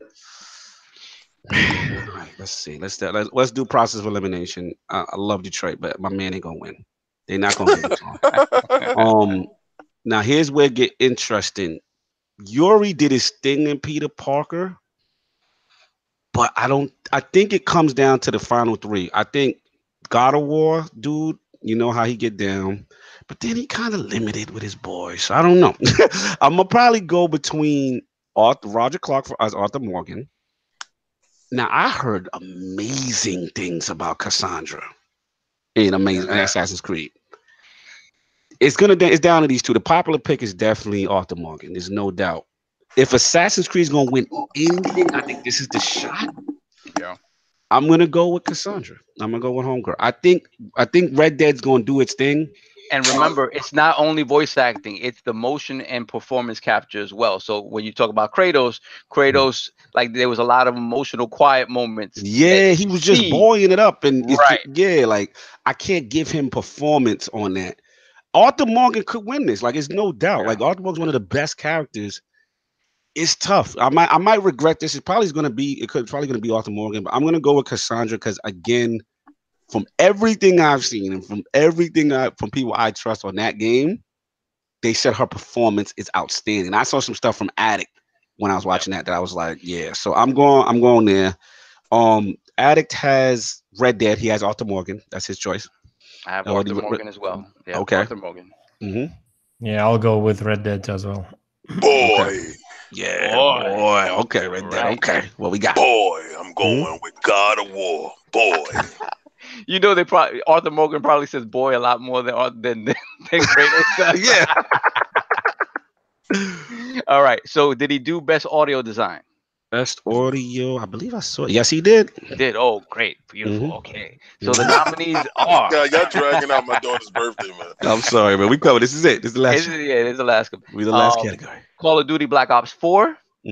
Forza Horizon 4. God of War. Marvel Spider-Man. Red Dead Redemption 2. All right, first off, the fact that there ain't no Destiny in here is sacrilegious. I'm tired of Destiny getting disrespected on audio. Every game awards, I am sick of this crap. But I gotta vote on what's left. Damn, I'm surprised Forza's in here on audio. Hmm. I think I might have to go with Red Dead here and their use of audio. I think Red Dead's use of audio is really amazing. I can't remember anything spectacular in God of War. It's just Red Dead is just the nature sounds, the way the Yeah, music swells and goes down, like yeah. everything I is kind of think nuts. surprisingly, Red Dead's gonna win this. I got Yep. Red Dead on audio, and it looks like Addict has Red Dead as well. Okay, me too. Red Dead. Mm-hmm. Same Madz here. King. Same here, Red Dead. King. I'm going with Spider-Man because the crowd downstairs, they be like, Spider-Man, oh my God, can I take a picture with you? Oh, city sounds, oh no, Spider-Man. If Spider-Man gonna win anything, here it is. Continue. So did he do best score? Yes, he did. Okay, so best score. Mhm. Celeste, Mm. God of War, Mm. Marvel Spider-Man, Mm. Nino Kuni 2, Mm. Octopath Traveler, Mm. Red Dead Redemption 2. Man, this is tough. Musical score. I'm gonna take this one. I'm gonna take the lead on the Nina Cooney. Yep. Nino Kuni? I'm going with Nino Kuni. That joint is fire. It is. I didn't play It is kind Nino. of ridiculous. I didn't play Nino yet. Damn. Yeah, that's my advantage over you. Right? Oh man. Celeste got some good music though. Yes, Go with that. Go with Celeste. Celeste got some good music, fam. Octopath. I don't remember anything outstanding from like playing out. It was okay. And Marvel Spidey. I'm gonna go with Celeste. Here. Just only I would have picked Nuno. I just didn't play it, so I can't honestly pick somebody to play. So yeah, I'm gonna go with Celeste. Looks like Addict went with Celeste also. Okay. Mm-hmm. Mods.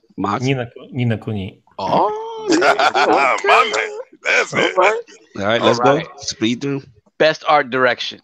All right, and that Um, is for outstanding creative and or technical achievement in artistic design and animation.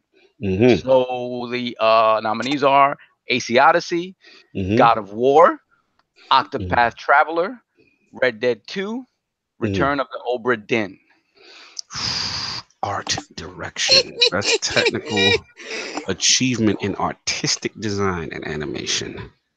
Whew. Man, this is tough. I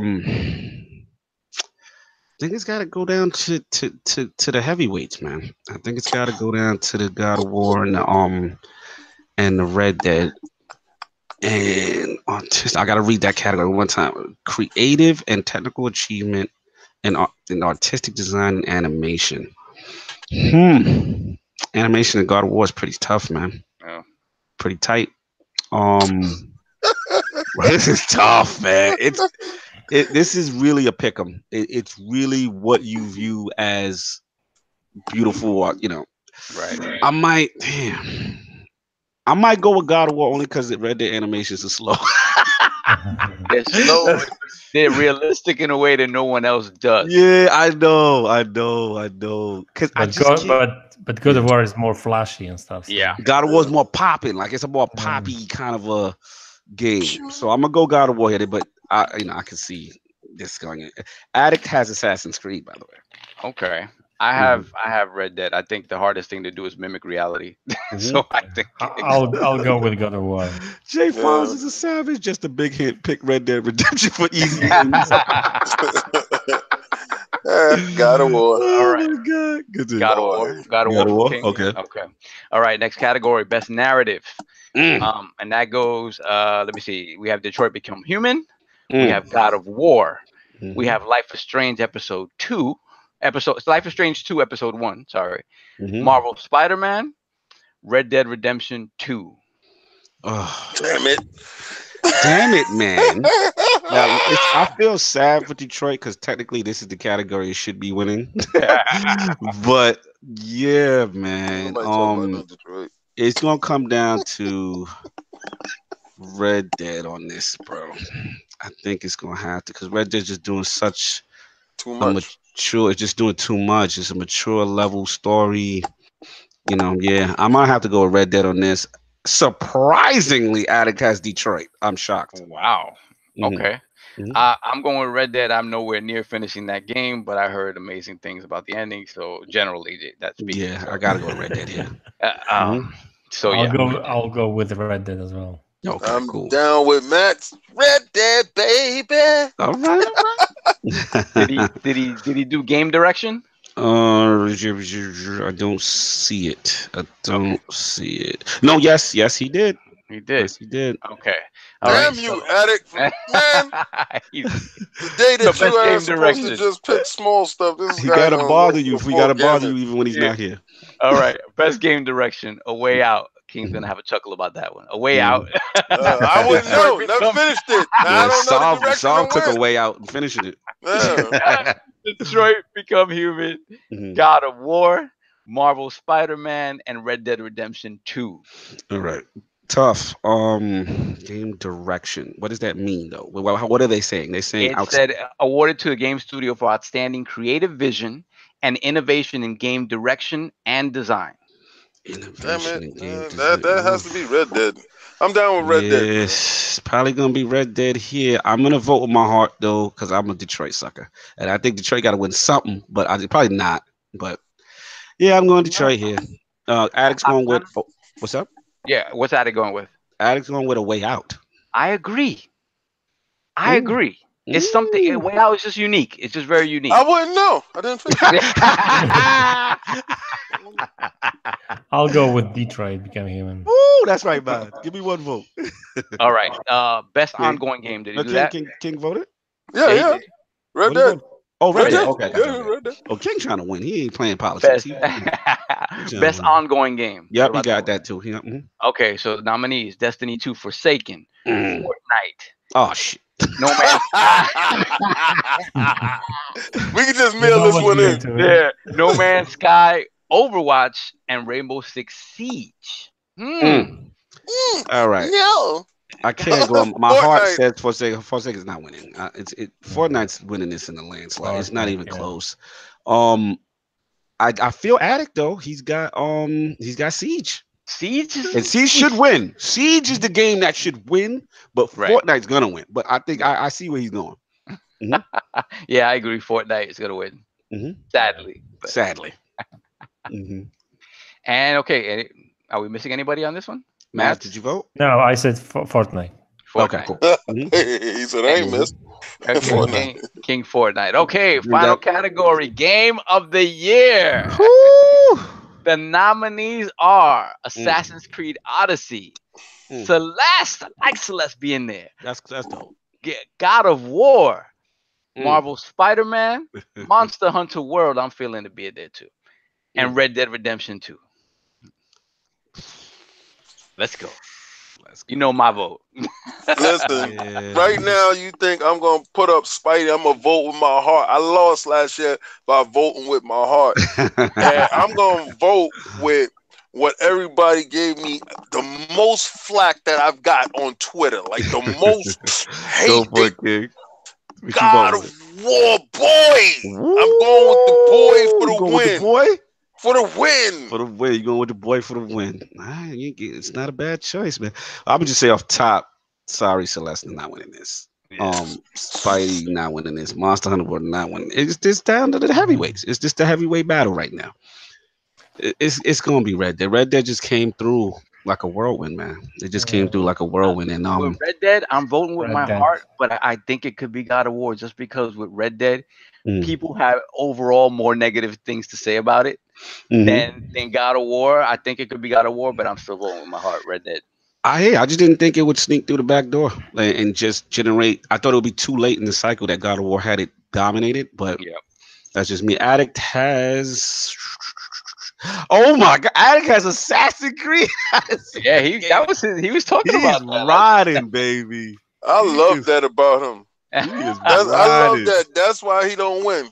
Yeah, he doesn't want to win. There, and he go with Addict's World. Yay! Mods, what do you have? Yeah, Red Dead. All right, so that's it, man. Let's That's get out of it. here. Poll and get out of here. All right, man. With the recent announcement of Sony not attending nor holding an off-site press conference during E3, is this a mistake by Sony to skip on gaming's largest event of the year?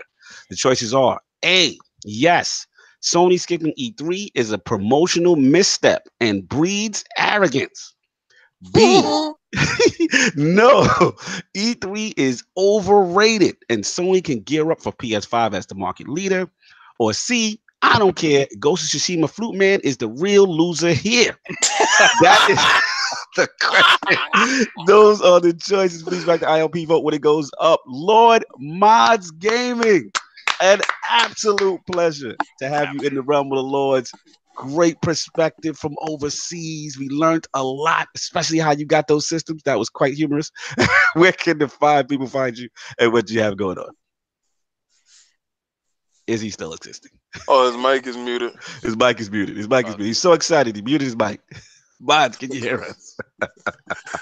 Well, maybe Madz will come back at some point. Anyway, Lord Solve, where can the find you?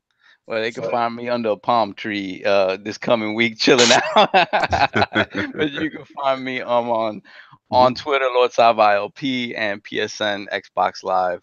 BX Sovereign. Guys, have a great Thanksgiving with your family, friends. Enjoy, have a lot of food, play a lot of games, and be safe.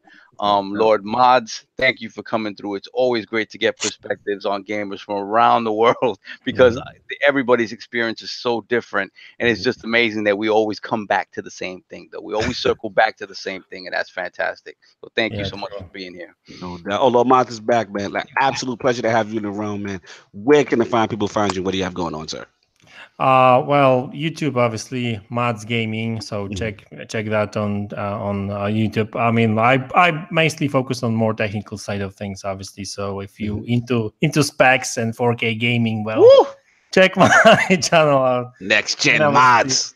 Let's go. Next Gen Madz, yeah. So and then obviously on Twitter. So that's at MDWoods _TW, I believe. Nice. If my memory serves me right. So thank you very much for inviting me, for the invite. Absolute pleasure. I had a blast, honestly. You know, I love your podcast and stuff, and your humor and the way you handle gaming. I love it. So thanks for having me. Means a lot. I definitely have you back in the future as well. A pleasure. Lord Madz was in the realm, the Lord of Poland in next generation gaming. But yeah, man. So Lord King, where can the people find you? First and foremost, shout out to the Polish Pusha T. Madz, the fact that, gaming all over the world, and I love that whole thought about it, that he was going to shady people to get games just like we were doing in New York. Addiction is... Yes, it's crazy. It's to do some things, man.